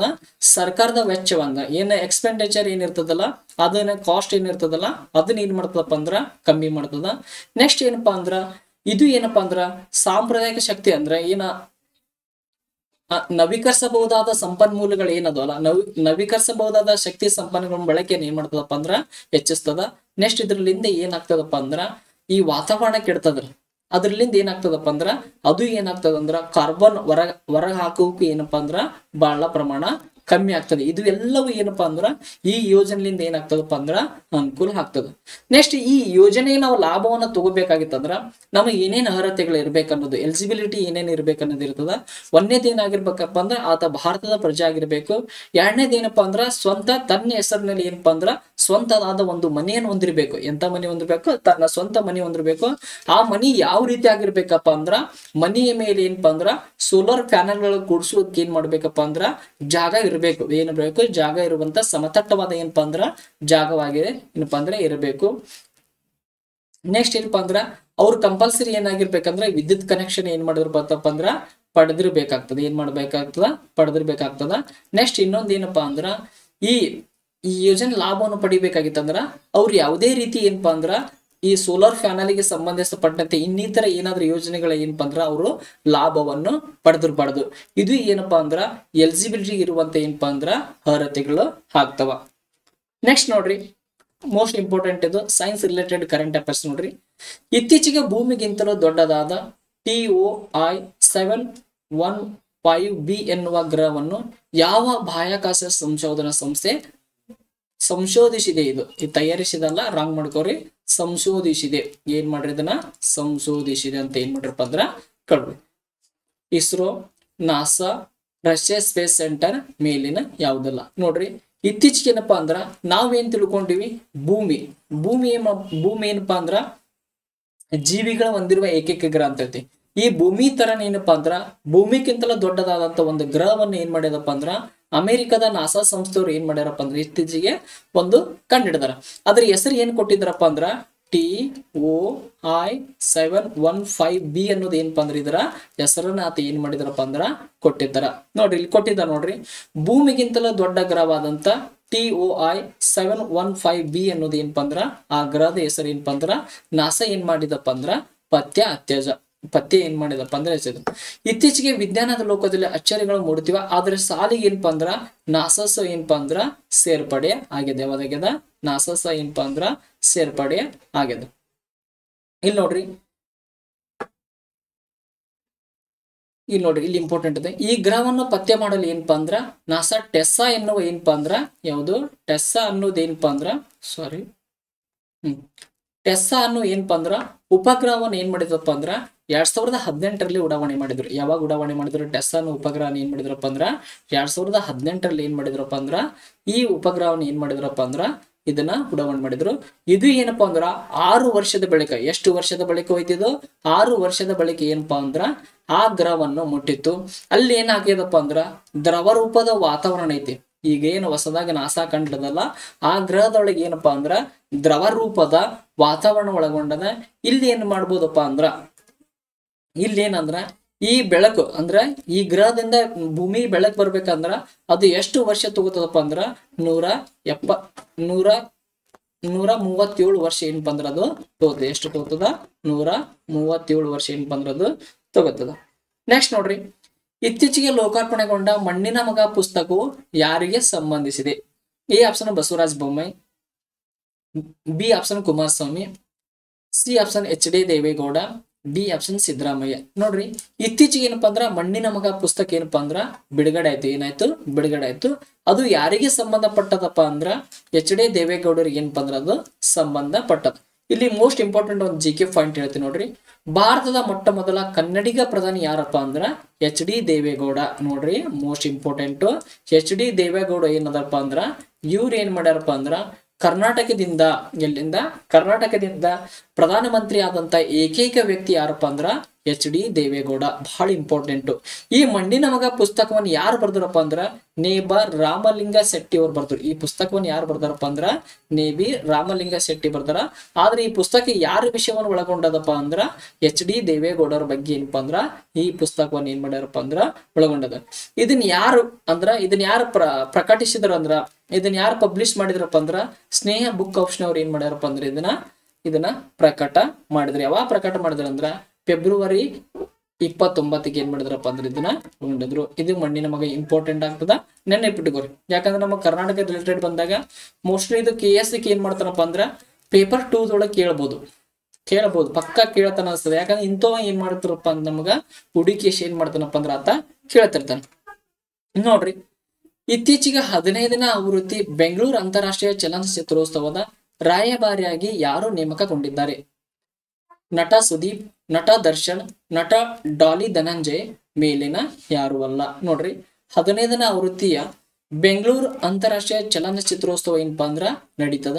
ಅದರ ರಾಯಭಾರಿಯಾಗಿ ಅದರ ಐಕ್ಯನಾಗಿ ಯಾರು ಆಯ್ಕೆ ಆಗಿದಾರಪ್ಪ ಅಂದ್ರ ಡಾಲಿ ಧನಂಜಯ್ ಅವ್ರು ಏನಪ್ಪಾ ಅಂದ್ರ ಆಯ್ಕೆ ಆಗಿದ್ದಾರೆ. ಇಲ್ಲಿ ಕೊಟ್ಟಿದ್ದಾರೆ ನೋಡ್ರಿ, 15ನೇ ಆವೃತ್ತಿಯ ಅಂತಾರಾಷ್ಟ್ರೀಯ ಚಲನಚಿತ್ರೋತ್ಸವ ಫೆಬ್ರವರಿ 29ರಿಂದ ಮಾರ್ಚ್ 7ರವರೆಗೆ ಏನಪ್ಪಾ ಅಂದ್ರ ನಡೀತಾ ಸ್ಟಾರ್ಟ್ ಆಗಿದೆ. ಅದರ ರಾಯಭಾರಿಯಾಗಿ ಯಾರು ಆಗಿದ್ರಪ್ಪ ಅಂದ್ರ ಡಾಲಿ ಧನಂಜಯ್ ಅವ್ರು ಏನ್ ಆಗಿರಪ್ಪ ಅಂದ್ರ ನೇಮಕಗೊಂಡಿದ್ದಾರೆ. ಯಾರು? ಡಾಲಿ ಧನಂಜಯ. ಇದನ್ನ ಯಾರು ಮಾಡ್ಯಾರಪ್ಪ ಅಂದ್ರ ಮುಖ್ಯಮಂತ್ರಿಗಳವ್ರನ್ನ ಇದು ಮಾಡಿದಾರೆ. ನೆಕ್ಸ್ಟ್ ನೋಡ್ರಿ, ಇಲ್ಲೊಂದು ಶೀಘ್ರದಲ್ಲಿ ಹೆದ್ದಾರಿಗಳ ಪಕ್ಕದಲ್ಲಿ ಏನಪ್ಪಾ ಅಂದ್ರ ಟ್ರಾಮ್ ಸೆಂಟರ್ಗಳು ಏನಪ್ಪಾ ಅಂದ್ರ ಕರ್ನಾಟಕ ಸರ್ಕಾರ ಏನ್ ಮಾಡಾಕಂತದಪ್ಪ ಅಂದ್ರ ಸ್ಥಾಪನೆ ಮಾಡಾಕಂತ. ಯಾವ ಸರ್ಕಾರ? ಕರ್ನಾಟಕ ಸರ್ಕಾರ. ಬಹಳ ಮೋಸ್ಟ್ ಇಂಪಾರ್ಟೆಂಟ್. ಟ್ರಾಮ್ ಸೆಂಟರ್ ಗಳನ್ನ ಎಲ್ಲಿ ಮಾಡ್ತಾರ ಅಂತ ನಮಗೆ ಪ್ರಶ್ನೆ ಕೇಳ್ಬಹುದು. ಯಾವ ರಾಜ್ಯದವ್ರು ಮಾಡಿದಾರ ಅಂತ ಕೇಳಬಹುದು. ಅವಾಗ ಹೆದ್ದಾರಿಗಳ ಪಕ್ಕದಲ್ಲಿ ಯಾವ ರಾಜ್ಯ ಅಂದಾಗ ಏನಪ್ಪಾ ಅಂದ್ರ ಕರ್ನಾಟಕ ಅಂತ ಬರ್ತದ. ಇದನ್ನ ಯಾಕೆ ಸ್ಥಾಪನೆ ಮಾಡಾಕಂತಾರ ಅಂದ್ರ ಅಪಘಾತದಂತ ಪ್ರಕರಣಗಳಿಗೆ ಸೂಕ್ತ ಚಿಕಿತ್ಸೆ ನೀಡಲು ಹೆದ್ದಾರಿಗಳಲ್ಲಿ ಮತ್ತು ಎಲ್ಲಾ ಜಿಲ್ಲಾ ಆಸ್ಪತ್ರೆಗಳು ಏನಪ್ಪಾ ಅಂದ್ರ 45 ಕೋಟಿ ರೂಪಾಯಿ ವೆಚ್ಚದಲ್ಲಿ ಏನಪ್ಪಾ ಅಂದ್ರ ಟ್ರಾಮ್ ಸೆಂಟರ್ ಗಳನ್ನ ಏನಪ್ಪಾ ಅಂದ್ರ ಪ್ರಾರಂಭಿಸಲಾಗ್ತದೆ ಅಂತ ಏನಪ್ಪಾ ಅಂದ್ರ ಆರೋಗ್ಯ ಸಚಿವರಾದಂತ ಕರ್ನಾಟಕದ ರಾಜ್ಯದ ಆರೋಗ್ಯ ಸಚಿವರಾದಂತ ದಿನೇಶ್ ಗುಂಡೂರಾವ್ ಅವರು ಏನಪ್ಪಾ ಅಂದ್ರ ಈ ಅಂಶವನ್ನು ಏನ್ ಮಾಡಿದಾರಪ್ಪ ಅಂದ್ರ ಅವರು ತಿಳಿಸಿದಾರೆ. ನೆಕ್ಸ್ಟ್ ನೋಡ್ರಿ, ಇತ್ತೀಚೆಗೆ ಸುದ್ದಿಯಲ್ಲಿದ್ದ ಅನ್ನಭಾಗ್ಯ ಯೋಜನೆಯು ಯಾವ ರಾಜ್ಯಕ್ಕೆ ಸಂಬಂಧಿಸಿದೆ? ಅನ್ನಭಾಗ್ಯ ಯೋಜನೆ ಕೇಳೋಣ. Most important Tamil Nadu, Karnataka, Madhya Pradesh, Gujarat. ನೋಡ್ರಿ, ಅನ್ನಭಾಗ್ಯ ಯೋಜನೆ ಯಾವ ರಾಜ್ಯಕ್ಕೆ ಸಂಬಂಧಪಟ್ಟದಪ್ಪ ಅಂದ್ರ ಕರ್ನಾಟಕ ರಾಜ್ಯಕ್ಕೆ ಏನಪ್ಪಾ ಅಂದ್ರ ಅದು ಸಂಬಂಧಪಟ್ಟದ. ಯಾವ ರಾಜ್ಯಕ್ಕ? ಕರ್ನಾಟಕ ರಾಜ್ಯಕ್ಕೆ ಸಂಬಂಧಪಟ್ಟದ. ಇದು ಯಾಕೆ ಸುದ್ದಿ ಒಳಗಾದ್ರಿ ಅಂತ ಕೇಳಿದಾಗ, ಅನ್ನಭಾಗ್ಯ ಯೋಜನೆ ಏನಪ್ಪಾ ಅಂದ್ರ ಇತ್ತೀಚೆಗೆ ಜಾರಿಗೆ ಬಂದ 10 ವರ್ಷಗಳದು. ಎಷ್ಟು ವರ್ಷಗಳದು? 10 ವರ್ಷಗಳ ಆದ ಉದ್ದೇಶದಿಂದ ಏನಪ್ಪಾ ಅಂದ್ರ ಅದು ದಶಮಾನೋತ್ಸವ ಏನಪ್ಪಾ ಅಂದ್ರ ಆಚರಣೆ ಮಾಡಿತು. ಈ ಯೋಜನೆನ ಮೊದಲ ಬಾರಿಗೆ ಯಾವಾಗ ಜಾರಿಗೆ ತಂದ್ರಪ್ಪ ಅಂದ್ರ 2013 ಸಿದ್ದರಾಮಯ್ಯ ಏನ ಮುಖ್ಯಮಂತ್ರಿ ಆಗಿದ್ರಲ್ಲ, ಅವರೇ ಏನಪ್ಪಾ ಅಂದ್ರ ಈ ಯೋಜನೆನ ಏನಪ್ಪಾ ಅಂದ್ರ ಮೊದಲ ಬಾರಿಗೆ ಏನಪ್ಪಾ ಅಂದ್ರ ಜಾರಿಗೆ ತಂದಿದ್ರು. ಇಲ್ಲಿ ನೋಡ್ರಿ, ಇದರ ರಿಲೇಟೆಡ್ ಮ್ಯಾಟ್ರಿ ನೋಡ್ರಿ. ಅನ್ನಭಾಗ್ಯ ಯೋಜನೆಗೆ 10 ವರ್ಷ ಪೂರೈಸಿದ ಹಿನ್ನೆಲೆಯಲ್ಲಿ ಫೆಬ್ರವರಿ 29 ಬೆಳಗ್ಗೆ 11 ಗಂಟೆ ಅರಮನೆ ಮೈದಾನದಲ್ಲಿ ಏನಪ್ಪಾ ಅಂದ್ರ ಅನ್ನಭಾಗ್ಯ ದಶಮಾನೋತ್ಸವ ಕಾರ್ಯಕ್ರಮವನ್ನು ಏನಪ್ಪಾ ಅಂದ್ರ ಆಯೋಜನೆ ಮಾಡಲಾಯ್ತು. ಇದನ್ನ ಯಾರು ಆಯೋಜನೆ ಮಾಡಿದ ಅಂದ್ರ ಆಹಾರ ನಾಗರಿಕ ಸರಬರಾಜು ಮತ್ತು ಗ್ರಾಹಕ ವ್ಯವಹಾರ ಮತ್ತು ಕಾನೂನು ಮಾಪನ ಇಲಾಖೆ ಏನಪ್ಪಾ ಅಂದ್ರ ಇದನ್ನ ಸಂಯೋಗದೊಂದಿಗೆ ಏನಪ್ಪಾ ಅಂದ್ರ ಈ ಸಮಾರಂಭವನ್ನು ಬೆಂಗಳೂರು ನಗರದಲ್ಲಿ ಏನ್ ಮಾಡಿದ್ರಪ್ಪ ಅಂದ್ರ ಆಯೋಜನೆ ಮಾಡಿದ್ರು. ಈ ಯೋಜನೆ ಒಳಗೆ ಏನೇನ್ ಬರ್ತಾವಪ್ಪ ಅಂದ್ರ ಅನ್ನಭಾಗ್ಯ ಒಳಗೆ ನೋಡ್ರಿ, ಈ ಯೋಜನೆ 2013 ಮತ್ತು ಜುಲೈ ತಿಂಗಳೊಳಗೆ ಈ ಯೋಜನೆ ಜಾರಿ ಆಗ್ತದ. ಇದ್ರ ಉದ್ದೇಶ ಏನಪ್ಪಾ ಅಂದ್ರ ಹಸಿವು ಮುಕ್ತ ಕರ್ನಾಟಕವನ್ನು ನಿರ್ಮಾಣ ಮಾಡುದು. ಇಲ್ಲಿ ಪ್ರತಿ ಕೆಜಿಗೆ 6 ದಿನಕ್ಕೆ ಏನಪ್ಪಾ ಅಂದ್ರ ₹1 ರಂತೆ ಬೆಲೆ ಕೊಡುದು. ಆದ್ರೆ ಇತ್ತೀಚೆಗೆ ಏನ್ ಮಾಡಾಕಂತಾರ, ಇದನ್ನ ಉಚಿತವಾಗಿ ಕೊಡಾಕಂತಾರ. ಈ ಯೋಜನೆ ಒಳಗೆ ಏನಪ್ಪಾ ಅಂದ್ರ 1.28 ಕೋಟಿ ಕುಟುಂಬಗಳು 4.40 ಕೋಟಿ ಅರ್ಜಿಗಳ ಫಲಾನುಭವಿಗಳಿಗೆ ಏನಪ್ಪಾ ಅಂದ್ರ ಸುಮಾರು ₹4,595 ಕೋಟಿ ಮೊತ್ತವನ್ನು DBT ಮೂಲಕ ಏನಪ್ಪಾ ಅಂದ್ರ ಅವರಿಗೆ ಟ್ರಾನ್ಸ್ಫರ್ ಅನ್ನ ವರ್ಗಾವಣೆ ಮಾಡ್ಲಾಗ್ತದ. ಇಲ್ಲಿ ನೋಡ್ರಿ, ಪ್ರಸ್ತುತ ಪ್ರತಿ ಫಲಾನುಭವಿಗೆ ಏನಪ್ಪಾ ಅಂದ್ರ 5 kg ಅಕ್ಕಿಯನ್ನು ಕೊಡಾಕಂತಾರ. ಅದ್ರ ಜೊತೆಗೆ ಏನ್ ಮಾಡಾಕಂತಾರಪ್ಪ ಅಂದ್ರ ₹170. ಎಷ್ಟು? ₹170 ಏನಪ್ಪಾ ಅಂದ್ರ DBT ಹಣವನ್ನು ಕೊಡಾಕಂತಾರ. ಯಾಕಂದ್ರ ಇತ್ತೀಚೆಗೆ ಕರ್ನಾಟಕ ಸರ್ಕಾರ ಏನಪ್ಪಾ ಅಂದ್ರ ಕರ್ನಾಟಕ ಅಂದ್ರ ಕಾಂಗ್ರೆಸ್ ಪಕ್ಷ ಏನ್ ಮಾಡ್ತಪ್ಪ ಅಂದ್ರ ರಾಜ್ಯದಲ್ಲಿ ಎಲ್ಲರಿಗೂ ಏನಪ್ಪಾ ಅಂದ್ರ 10 kg ಏನಪ್ಪಾ ಅಂದ್ರ ಅಕ್ಕಿಯನ್ನು ಉಚಿತವಾಗಿ ಕೊಡ್ತೀವಿ ಅಂತ ಹೇಳಿದ್ರು. ಆದ್ರೆ ಈಗ 5 kg ಮಾತ್ರ ಅವ್ರು ಕೊಡಾಕಂತಾರ. ಇನ್ನು 5 kg ಏನಪ್ಪಾ ಅಂದ್ರ ಅಕ್ಕಿ ಉತ್ಪಾದನೆ ಅಂದ್ರ ಕೊರತೆ ಐತಿ, ಅಕ್ಕಿಗಳ ಉತ್ಪಾದನೆ ಏನಪ್ಪಾ ಅಂದ್ರ ಕೊರತೆ ಐತಿ. ಅದ್ರ ಸಲುವಾಗಿ ಅದನ್ನ ಏನಪ್ಪಾ ಅಂದ್ರ ₹170 ಏನಪ್ಪಾ ಅಂದ್ರ ಪ್ರತಿ ಫಲಾನುಭವಿಗೆ ಏನ್ ಬಂತಾರಪ್ಪ ಅಂದ್ರ ಅವರು ವಿತರಣೆ ಮಾಡಾಕ್ತಾರ. ಇದು ಎಲ್ಲವೂ ಏನಪ್ಪಾ ಅಂದ್ರ ಅನ್ನಭಾಗ್ಯ ಯೋಜನೆಗೆ ಸಂಬಂಧಪಟ್ಟಿದ್ದು. ನೆನಪಿಟ್ಟುಕೋರಿ, ಅನ್ನಭಾಗ್ಯ ಯೋಜನೆ ಯಾವಾಗ ಜಾರಿಗೆ ಬಂತಂದ್ರ 2013 ಒಳಗೆ ಜಾರಿಗೆ ಬಂತು. ಅನ್ನಭಾಗ್ಯ ಯೋಜನೆ ಉದ್ದೇಶ ಏನಪ್ಪಾ ಅಂದ್ರ ಹಸಿವು ಮುಕ್ತ ಕರ್ನಾಟಕವನ್ನು ನಿರ್ಮಾಣ ಮಾಡುದು. ಅನ್ನಭಾಗ್ಯ ಯೋಜನೆ ಒಳಗೆ ಎಷ್ಟು kg ಅಕ್ಕಿ ಕೊಡ್ತಾರಂದ್ರ KS ಕೇಳಿದಾನೆ ಇದನ್ನ ನೀವು ನೋಡ್ಬೋದು. ನೀವು ಯಾವ್ದಪ್ಪ ಅಂದ್ರ 2017 2ನೇ ಪೇಪರ್ದೊಳಗೆ ಕೇಳಿದ್ರು ನೋಡು, ಅನ್ನಭಾಗ್ಯ ಯೋಜನೆ ಒಳಗ ಎಷ್ಟು kg ಅಕ್ಕಿ ಕೊಡ್ತಾರಂತ ಏನ್ ಮಾಡಿದಾರಪ್ಪ ಅಂದ್ರೆ ಈ ಪ್ರಶ್ನೆವನ್ನು ಕೇಳಿದಾನ. ಅವಾಗ ನಾವ್ ಏನಪ್ಪಂದ್ರ 5 kg ಅಕ್ಕಿ ಮತ್ತು 5 kg ಏನಪ್ಪಾ ಅಂದ್ರ ಇಂದು ₹170 ಏನ್ ಮಾಡ್ತಾರಪ್ಪ ಅಂದ್ರ ಅವರು ಕೊಡ್ತಾರ. ಇದು ಎಲ್ಲವೂ ಏನ್ ಮಾಡ್ಬೇಕಪ್ಪ ಅಂದ್ರೆ ನೀವು ನೆನಪಿಟ್ಕೋಬೇಕಾಗ್ತದ. ನೆಕ್ಸ್ಟ್ ನೋಡ್ರಿ, ಭಾರತದ ಆರ್ಥಿಕತೆ ಯಾವ ವರ್ಷದೊಳಗಾಗಿ $7 ಟ್ರಿಲಿಯನ್ ದಾಟಲಿದೆ? 2025, 2030, 2047, 2030. ನೋಡ್ರಿ, ಭಾರತದ ಆರ್ಥಿಕತೆ ಏನಪ್ಪಾ ಅಂದ್ರ ಇಲ್ಲಿವರೆಗೆ 6 ಟ್ರಿಲಿಯನ್ ಬಗ್ಗೆ ನಾವು ಮಾತನಾಡ್ತಿದ್ವಿ. ಈಗ ಅದು ಎಲ್ಲಿಗೆ ಹೋಗಿದಪ್ಪ ಅಂದ್ರ 7 ಟ್ರಿಲಿಯನ್ ಆಗಿದೆ. ಎಷ್ಟಾಗಿದೆ ಇದು? 7 ಟ್ರಿಲಿಯನ್ ಇದೆ. ಯಾವ ವರ್ಷ ದಾಟಲಿದೆಯಪ್ಪ ಅಂದ್ರ ಅದು 2030 ಏನಪ್ಪಾ ಅಂದ್ರೆ ಇದು ದಾಟಲಿದೆ. ಇಲ್ಲಿ ಕೊಟ್ಟಿದ್ದಾರೆ ನೋಡ್ರಿ, 2030 $7 ಟ್ರಿಲಿಯನ್ ಭಾರತದ ಆರ್ಥಿಕತೆ ಏನಪ್ಪಾ ಅಂದ್ರ ಗುರಿಯತ್ತ ಭಾರತ ಅಂತ ಏನ್ ಮಾಡಿದಾನಪ್ಪ ಅಂದ್ರ ಆತ ಕೊಟ್ಟಿದ್ದಾನೆ. ಮುಂದಿನ 6-7 ವರ್ಷಗಳಲ್ಲಿ ಅಂದರೆ 2030 ದೇಶದ $7 ಟ್ರಿಲಿಯನ್ ಆರ್ಥಿಕ ಬೆಳವಣಿಗೆ ಸಾಧಿಸಲಿದೆ ಎಂದು ಅಂದಾಜಿಸಲಾಗಿದೆ.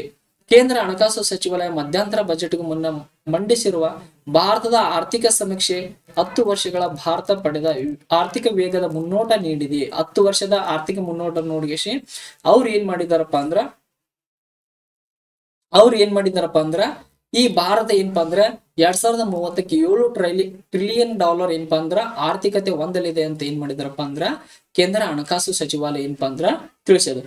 ಇನ್ನ ಭಾರತದ ಪ್ರಮುಖ ಗುರಿ ವರ್ಷ, ಭಾರತ ಯಾವ್ಯಾವ ವರ್ಷ ಯಾವ ಗುರಿಗಳನ್ನ ನಾವು ತಲುಪ್ತೆ ಅಂತ ಆಯ್ಕೆಕೊಂಡಾದ್ರಪ್ಪ ಅಂದ್ರ ಕ್ಷಯ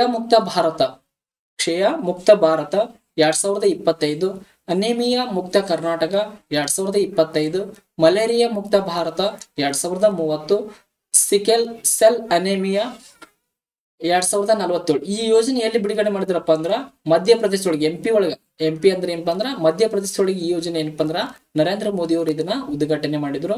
ನೆಕ್ಸ್ಟ್ ನೋಡ್ರಿ, ಕಾರ್ಬನ್ ನೆಟ್ ನ್ಯೂಟ್ರಲಿಟಿ 2070 ಏನಿದು 2070 ಬರ್ತದ. ನೆಕ್ಸ್ಟ್ ಎಲ್ಲರಿಗೂ ವಿಮೆ ಯೋಜನೆ ಅನ್ನೋದು ಏನಪ್ಪಾ ಅಂದ್ರ 2040 ಈ ರೀತಿಯಾಗಿ ಏನಪ್ಪಾ ಅಂದ್ರ ನಾವು ಈಗ ಹಾಕಿಕೊಂಡಿರೋ ಗುರಿ ಈ ವರ್ಷದೊಳಗೆ ಆಗಿ ಮುಗಿತು ಅನ್ನೋದು ಏನ್ ಮಾಡಿದಾರಪ್ಪ ಅಂದ್ರೆ ಇದನ್ನ ಹಾಕಿಕೊಂಡಿದ್ದಾರೆ. ಮೋಸ್ಟ್ ಇಂಪಾರ್ಟೆಂಟ್ ಇದನ್ನ ನೀವು ಏನ್ ಮಾಡ್ರಿ ಅಂದ್ರ ಬರ್ಕೋರಿ, ಸಾಧ್ಯವಾದಷ್ಟು ಏನ್ ಮಾಡ್ರಿ ಬರ್ಕೋರಿ, ಇಲ್ಲಾಂದ್ರೆ ಏನ್ ಮಾಡ್ರಿ ಸ್ಕ್ರೀನ್ ಶಾಟ್ ಹೊಡೆದು ಇಟ್ಕೊಂಡ್ರಿ ಅಂದ್ರೆ ನಿಮ್ಗ ಈಜಿ ಆಗ್ತದೆ ಓದೋದಕ್ಕೆ. ನೆಕ್ಸ್ಟ್ ನೋಡ್ರಿ, ಇದು ರಿಲಯನ್ಸ್ ಆಗ್ಬೇಕಾಯ್ತು, ರೀ ಮಾಡ್ಕೊಂಡ್ಬಿಡ್ರಿ. ರಿಲಯನ್ಸ್ ಮತ್ತು ಡಿಸ್ನಿ ವಿಲೀನವಾದ ಬಳಿಕ ಈ ಹೊಸ ಸಂಸ್ಥೆಗೆ ಯಾರು ಮುಖ್ಯಸ್ಥರಾಗಿ ನೇಮಕವಾಗಲಿದ್ದಾರೆ? ಇಲ್ಲಿ ಆಪ್ಷನ್ಸ್ ಗಳು ಕೊಟ್ಟಿನ ನೇರವಾಗಿ ಏನಪ್ಪಾ ಅಂದ್ರ ಆನ್ಸರ್ ಅನ್ನು ಕೊಟ್ಟಿದ್ದೀನಿ, ನೀತಾ ಅಂಬಾನಿ. ನೋಡ್ರಿ, ಇತ್ತೀಚೆಗೆ ಏನಪ್ಪಾ ಅಂದ್ರ ರಿಲಯನ್ಸ್ ಸಂಸ್ಥೆ, ಯಾವ ಸಂಸ್ಥೆ? ರಿಲಯನ್ಸ್ ಸಂಸ್ಥೆ ಮತ್ತು ಡಿಸ್ನಿ ಏನಪ್ಪಾ ಅಂದ್ರೆ ಎರಡು ಸಂಸ್ಥೆಗಳ ವಿಲೀನ ಆವಾದ ನಂತರ ಈ ಹೊಸ ಸಂಸ್ಥೆಗೆ ಯಾರಪ್ಪ ಅಂದ್ರ ನೀತಾ ಅಂಬಾನಿ ಅವ್ರು ಏನಾಗಕುಂತಾರಪ್ಪ ಅಂದ್ರ ಮುಖ್ಯಸ್ಥರಾಗಿ ಏನಪ್ಪಾ ಅಂದ್ರ ನೇಮಕವಾಗಲಿದ್ದಾರೆ. ಯಾರಾಗ್ತಾರ? Nita Ambani. Reliance Industries Limited, Viacom 18, Media Private Limited ಮತ್ತು ವಾಲ್ಟ್ ಡಿಸ್ನಿ ಇಂಡಿಯಾ ವ್ಯವಹಾರಗಳ ಕಂಪನಿ ಏನಪ್ಪಾ ಅಂದ್ರ ವಿಲೀನವಾಗುವ. ಈ ಮೂರು ಕಂಪನಿಗಳು ಏನಪ್ಪಾ ಅಂದ್ರ ವಿಲೀನಾಗುವ. ಈ ವಿಲೀನವಾದಂತ ಮೂರು ಕಂಪನಿಗೆ ಯಾರು ಮುಖ್ಯಸ್ಥರಾಗಿ ನೇಮಕವಾಗಿದ್ದಾರಪ್ಪ ಅಂದ್ರ ನೀತಾ ಅಂಬಾನಿ ಅವರು ಏನಪ್ಪಾ ಅಂದ್ರ ಆಗ್ಲಿದ್ದಾರೆ. ಇದು ಮೋಸ್ಟ್ ಇಂಪಾರ್ಟೆಂಟ್, ನೆನಪಿಟ್ಕೋರಿ. ನೆಕ್ಸ್ಟ್ ನೋಡ್ರಿ, ನೆಂಟ್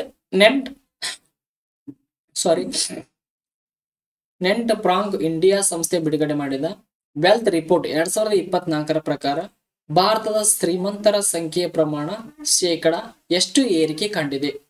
ಶೇಕಡ 6%, ಶೇಕಡ 7%, ಶೇಕಡ 8%, ಶೇಕಡ 9%. ನೋಡಿ, ನೆಟ್ ಪ್ರಾಂಕ್ ಇಂಡಿಯಾ ಸಂಸ್ಥೆ ಇತ್ತೀಚೆಗೆ ಏನ್ ಮಾಡಿದಪ್ಪ ಅಂದ್ರ ವೆಲ್ತ್ ರಿಪೋರ್ಟ್ ಅನ್ನು ಬಿಡುಗಡೆ ಮಾಡಿದ್ರು. ಯಾವ ರಿಪೋರ್ಟ್? ಅವರು ವೆಲ್ತ್ ರಿಪೋರ್ಟ್ ಅನ್ನು ಬಿಡುಗಡೆ ಮಾಡಿದ್ರು. ಈ ವೆಲ್ತ್ ರಿಪೋರ್ಟ್ ಪ್ರಕಾರ ಭಾರತದಲ್ಲಿ ಶ್ರೀಮಂತರ ಸಂಖ್ಯೆ ಎಷ್ಟು ಹೆಚ್ಚಿಗೆ ಆಗಿದಪ್ಪ ಅಂದ್ರ ಶೇಕಡ 6% ಏನಾಗ್ಯದಪ್ಪ ಅಂದ್ರ ಹೆಚ್ಚಿಗೆ ಆಗ್ಯದ. ಇಲ್ಲಿ ಕೊಟ್ಟಿದ್ದ ನೋಡ್ರಿ, ಅತಿ ದೊಡ್ಡ ಶ್ರೀಮಂತರ ಸಂಖ್ಯೆ 13,263ಕ್ಕೆ ಏರಿಕೆ. ನೆಟ್ ಫ್ರಾಂಕ್ ವರದಿ ಅಂತ ಕೊಟ್ಟಿದ್ದಾನೆ. ಭಾರತದಲ್ಲಿ ಕುಬೇರರ ಸಂಖ್ಯೆ ಏನಪ್ಪಾ ಅಂದ್ರ ಏರಿಕೆ ಆಗ್ಯದ. ಏನಾಗ್ಯದ? ಏರಿಕೆ ಆಗ್ಯದ. ಎಷ್ಟು ಏರಿಕೆ ಆಗ್ಯದಪ್ಪ ಅಂದ್ರ 6% ಏನಪ್ಪಾ ಅಂದ್ರ ಏರಿಕೆ ಆಗ್ಯದ. ಭಾರತದಲ್ಲಿ ಕುಬೇರರು ಅಂದ್ರೆ ದೊಡ್ಡ ಶ್ರೀಮಂತರಿಗೆ ಏನಂತಾರಪ್ಪ ಅಂದ್ರ ಅಲ್ಫಾ ಐ ನೆಟ್ವರ್ತ್ ಅಂತಾರೆ. ಏನಂತಾರ? ಅವರಿಗೆ ಅಲ್ಫಾ ಐ ನೆಟ್ವರ್ತ್ ಅಂತ ಕರೀತಾರ. ಶ್ರೀಮಂತರಿಗೆ ಏನಂತ ಕರೀತಾರಪ್ಪ ಅಂದ್ರ ಅಲ್ಫಾ ನೆಟ್ವರ್ತ್ ಅಂತ ಏನಪ್ಪಾ ಅಂದ್ರ ಕರೀತಾರ. ನೆಕ್ಸ್ಟ್, ಅತಿ ಹೆಚ್ಚು ಹೈಯೆಸ್ಟ್ ನೋಡ್ರಿ, ಅತಿ ಹೆಚ್ಚಿನ ಪ್ರಮಾಣದಲ್ಲಿ ಹೈಯೆಸ್ಟ್ ಎಲ್ಲಿ ಏರಿಕೆ ಆಗ್ಯದಪ್ಪ ಅಂದ್ರ ಶ್ರೀಮಂತರ ಏರಿಕೆ ಎಲ್ಲಿ ಹೆಚ್ಚಾಗ್ಯದಪ್ಪ ಅಂದ್ರ ಟರ್ಕಿಯದೊಳಗಾಗ್ಯದ. 2ನೇದು ಅಮೆರಿಕ ಒಳಗ. ಇನ್ನ 3ನೇ ಸ್ಥಾನದೊಳಗೆ ಏನಪ್ಪಾ ಅಂದ್ರ ಭಾರತ ಬರ್ತದ. ಈ ಅತಿ ಹೆಚ್ಚು ಶ್ರೀಮಂತರು ಯಾವ ದೇಶದೊಳಗ? ಅಮೆರಿಕದೊಳಗೆ ಅದಾರ. ಆದ್ರ ಈ ಬೆಳವಣಿಗೆ ಏರಿಕೆ ಬೆಳವಣಿಗೆ ಅತಿ ಹೆಚ್ಚಾಗಿದೆ ಯಾವ್ದಪ್ಪ ಅಂದ್ರ ಅಮೆರಿಕವನ್ನೇ ಮೀರಿಸಿ ಈ ಸಲ ಏನಪ್ಪಾ ಅಂದ್ರ ಟರ್ಕಿ ಬಂದ. ಯಾವ್ದು ಬಂದ್ರ? ಟರ್ಕಿ ಏನಪ್ಪಾ ಅಂದ್ರ ಇದು ಅಗ್ರಸ್ಥಾನವನ್ನು ಪಡೆದುಕೊಂಡದ. ಯಾವ ಸ್ಥಾನ ಪಡೆದುಕೊಂಡದ? ಅಗ್ರಸ್ಥಾನವನ್ನು ಏನಪ್ಪಾ ಅಂದ್ರ ಇದು ಪಡೆದುಕೊಂಡದ. ಇಲ್ಲಿ ಎಷ್ಟಾಯ್ತಪ್ಪ ಅಂದ್ರ ಇಲ್ಲಿ ಎಷ್ಟು ಟರ್ಕಿಯೊಳಗೆ ಶ್ರೀಮಂತರ ಏರಿಕೆ ಪ್ರಮಾಣ ಎಷ್ಟಾಗಿದಪ್ಪ ಅಂದ್ರ 9.7 ಎಷ್ಟದ? 9.7 ಅಮೆರಿಕದೊಳಗೂ ಸಹ ಏನಪ್ಪಾ ಅಂದ್ರ 7.9 ಅಮೆರಿಕದೊಳಗೆ ಎಷ್ಟದ? 7.9 ಟರ್ಕಿದೊಳಗೆ ಉಲ್ಟಾ ಆಗಿದೆ ನೋಡ್ರಿ. ಆ ರೀತಿ ಏನಪ್ಪಾ ಅಂದ್ರೆ ಈ ಸಲ ಏನಪ್ಪಾ ಅಂದ್ರ ಅಮೋಘವಾದ ಏನಪ್ಪಾ ಅಂದ್ರ ಅದೊಂದು ಸಾಧನೆ ಮಾಡಿದ. ನೆಕ್ಸ್ಟ್, ವಿಶ್ವದಲ್ಲಿ ಕುಬೇರರ ಸಂಖ್ಯೆ ಎಷ್ಟಾಯ್ತಪ್ಪ ಅಂದ್ರ 6,26,619. ಇದು ಭಾರತದಲ್ಲಿ ಕುಬೇರರ ಸಂಖ್ಯೆ ಎಷ್ಟದಂದ್ರ 13,263 ಅಂತ ಏನಪ್ಪಾ ಅಂದ್ರ ಐತಿ. ಈ ಸಲ ಏನಪ್ಪಾ ಅಂದ್ರ ಅಮೆರಿಕಕ್ಕಂತಲೂ ಟರ್ಕಿ ಮುಂದೆ ಭಾರತ ಏನಪ್ಪಾ ಅಂದ್ರ ಕುಬೇರರ ಸಂಖ್ಯೆಯಲ್ಲಿ ಏನಪ್ಪಾ ಅಂದ್ರ ಅದು ಕುಬೇರರ ಏರಿಕೆ ಸಂಖ್ಯೆಯಲ್ಲಿ ಏನಪ್ಪಾ ಅಂದ್ರ 3ನೇ ಸ್ಥಾನವನ್ನು ಏನಪ್ಪಾ ಅಂದ್ರ ಭಾರತ ಪಡೆದುಕೊಂಡದ. ಏನಾಗ್ಯದ? ಭಾರತ ಏನಪ್ಪಾ ಅಂದ್ರ ಪಡೆದುಕೊಂಡದ. ನೆಕ್ಸ್ಟ್ ನೋಡ್ರಿ, 6 ಕನ್ನಡಿಗರ ಸಂಗೀತ ನಾಟಕ ಅಕಾಡೆಮಿ ಪ್ರಶಸ್ತಿ ಅದ. ಇದನ್ನ ಯಾರ್ಯಾರಿಗೆ ಕೊಟ್ಟಿದ್ದಾರಪ್ಪ ಅಂದ್ರ ಜಯಂತಿ, ರಾಜೇಂದ್ರ ದಂಪತಿ ವೆಂಕಟರಮಣಿಗೆ ಈ ಪುರಸ್ಕಾರವನ್ನು ಏನಪ್ಪಾ ಅಂದ್ರ ಕೊಟ್ಟಿದ್ದಾರೆ. 6 ಕನ್ನಡಿಗರ ಸಂಗೀತ ಮತ್ತು ಕಲೆ ಕ್ಷೇತ್ರದ ಸಾಧನೆ ಮಾಡಿದವರಿಗೆ ನೀಡಲಾಗುವ ಸಂಗೀತ ನಾಟಕ ಅಕಾಡೆಮಿ ಪ್ರಶಸ್ತಿ ಏನಪ್ಪಾ ಅಂದ್ರೆ ಇತ್ತೀಚೆಗೆ ಘೋಷಣೆ ಮಾಡಲಾಗಿದೆ. ವೀಣಾ ಕಲಾವಿದೆ ಜಯಂತಿ ಕುಮರೇಶ್ ಅವರಿಗೆ ಏನಪ್ಪಾ ಅಂದ್ರ 2022ನೇ ಸಾಲಿನ ಅಕಾಡೆಮಿ ಪುರಸ್ಕಾರ ಲಭಿಸಿದೆ. ನೆಕ್ಸ್ಟ್ ಏನಪ್ಪಾ ಅಂದ್ರ ಬಿಸ್ಮಲ್ಲಾ ಖಾನ್ ಅವರಿಗೆ ಏನಪ್ಪಾ ಅಂದ್ರ ವೀಣೆ ಕಲಾವಿದ ಸ್ಥಾನ ಮತ್ತು ಏನಪ್ಪಾ ಅಂದ್ರ ಬೇಲೂರು ರಘುನಂದನ್ ಅವ್ರ ಏನಪ್ಪಾ ಅಂದ್ರ ಪಾತ್ರವರಾಗಿದ್ದಾರೆ. ಇನ್ನು 2023ನೇ ಸಾಲ ನೃತ್ಯ ವಿಭಾಗದಲ್ಲಿ ಏನಪ್ಪಾ ಅಂದ್ರ ನಿರೂಪಣಾ ಹಾಗೂ ರಾಜೇಂದ್ರ ದಂಪತಿಗಳಿಗೆ ಏನಪ್ಪಾ ಅಂದ್ರ ನೆಕ್ಸ್ಟ್ ಇನ್ನೊಂದು ವಯೋಲಿನ್ ಕಲಾವಿದ ಆದ ವೆಂಕಟರಮಣ ಅವ್ರಿಗೆ ಏನಪ್ಪಾ ಅಂದ್ರ ಸಂಗೀತ ನಾಟಕ ಅಕಾಡೆಮಿ ಪ್ರಶಸ್ತಿ ಏನಪ್ಪಾ ಅಂದ್ರ ನೀಡಿ ಅವರಿಗೆ ಗೌರವಿಸಿದ್ರ. ಆತ್ಮೀಯ ಸ್ನೇಹಿತರೆ, ಇಲ್ಲಿವರೆಗೆ ನಮ್ಮ ತರಗತಿಯನ್ನು ನೋಡಿದಂತ ತಮಗೆಲ್ಲರಿಗೂ ಏನಪ್ಪಾ ಅಂದ್ರ ಹೃತ್ಪೂರ್ವಕವಾದ ಧನ್ಯವಾದಗಳು. ನಮ್ಮ ಯೂಟ್ಯೂಬ್ ಚಾನಲ್ ಇಂದ ಏನಪ್ಪಾ ಅಂದ್ರ ಪ್ರತಿ 2 ದಿನಕ್ಕೊಮ್ಮೆ ಕರೆಂಟ್ ಅಫೇರ್ಸ್ ಗೆ ಸಂಬಂಧಿಸಿದಂತೆ ಮೋಸ್ಟ್ ಇಂಪಾರ್ಟೆಂಟ್ ಆದಂತ ಪ್ರಶ್ನೆಗಳು ಓನ್ಲಿ ಏನಪ್ಪಾ ಅಂದ್ರೆ ಎಕ್ಸಾಮ್ ಓರಿಯೆಂಟೆಡ್ ಕ್ಲಾಸ್ಗಳು ಇರ್ತವೆ ಅಥವಾ ಎಕ್ಸಾಮ್ ಓರಿಯೆಂಟೆಡ್ ಕ್ಲಾಸ್ ಬಹಳ ಇಂಪಾರ್ಟೆಂಟ್ ಆದಂತ ಕ್ಲಾಸ್ಗಳು ಇರ್ತಾವ ಅವುಗಳನ್ನ ಏನ್ ಮಾಡ್ರಿ ನೀವು ಡೈಲಿ ವಾಚ್ ಮಾಡ್ಕೊಂತ ಹೋಗ್ರಿ. ನೆಕ್ಸ್ಟ್ ಇನ್ನೊಂದು ಏನಪ್ಪಾ ಅಂದ್ರ ಗ್ರಾಮ ಆಡಳಿತ ಅಧಿಕಾರಿಗೆ ಸಂಬಂಧಪಟ್ಟಂತೆ ನಮ್ಮ ಯೂಟ್ಯೂಬ್ ಚಾನಲ್ ಆಲ್ರೆಡಿ ಏನಪ್ಪಾ ಅಂದ್ರ ಕಂಪ್ಯೂಟರ್ಗೆ ಸಂಬಂಧಿಸಿದಂತ ಡೈಲಿ 10 ಕ್ವಶನ್ಸ್ ಗಳನ್ನ ಏನಪ್ಪಾ ಅಂದ್ರ ವಿತ್ ಎಕ್ಸ್ಪ್ಲೇನ್ ಒಂದಿಗೆ ನಾವು ಏನ್ ಮಾಡಾಕಂತೀವಿ ಅಂದ್ರ ಡೈಲಿ ಅಂದ್ರ 2 ದಿವಸಕ್ಕೊಮ್ಮೆ ಏನಪ್ಪಾ ಅಂದ್ರ ಡಿಸ್ಕಸ್ ಮಾಡ್ಕೊ. ಒಂದು ದಿನ ಕರೆಂಟ್ ಅಫೇರ್ಸ್ ಬರ್ತದ, ಇನ್ನೊಂದ್ ದಿನ ಏನಪ್ಪಾ ಅಂದ್ರ ಕಂಪ್ಯೂಟರ್ ಕ್ಲಾಸಸ್ ಗಳ ಎಂಬುದು ಕಂಪ್ಯೂಟರ್ GK ಗಳ ಏನಪ್ಪಾ ಅಂದ್ರ ಬರ್ತಾವ. ಆತ್ಮೀಯ ಸ್ನೇಹಿತರೆ ಮತ್ತೊಮ್ಮೆ ಏನಪ್ಪಾ ಅಂದ್ರೆ ಹೃತ್ಪೂರ್ವಕ ಧನ್ಯವಾದಗಳು. ನಮ್ಮ ಕ್ಲಾಸ್ ನಿಮಗೆ ಇಷ್ಟ ಆಗಿದ್ವು ಅಂದ್ರೆ ಲೈಕ್ ಮಾಡ್ರಿ ಮತ್ತು ಸಬ್ಸ್ಕ್ರೈಬ್ ಮಾಡ್ರಿ. ಇನ್ನೊಬ್ರಿಗೆ ಅದನ್ನ ಏನ್ ಮಾಡ್ರಪ್ಪ ಅಂದ್ರ ಶೇರ್ ಮಾಡುವಂತ ಪ್ರಯತ್ನವನ್ನ ಮಾಡ್ರಿ. ಮತ್ತೊಮ್ಮೆ ಏನಪ್ಪಾ ಅಂದ್ರ ಹೃತ್ಪೂರ್ವಕವಾದ ಧನ್ಯವಾದಗಳು.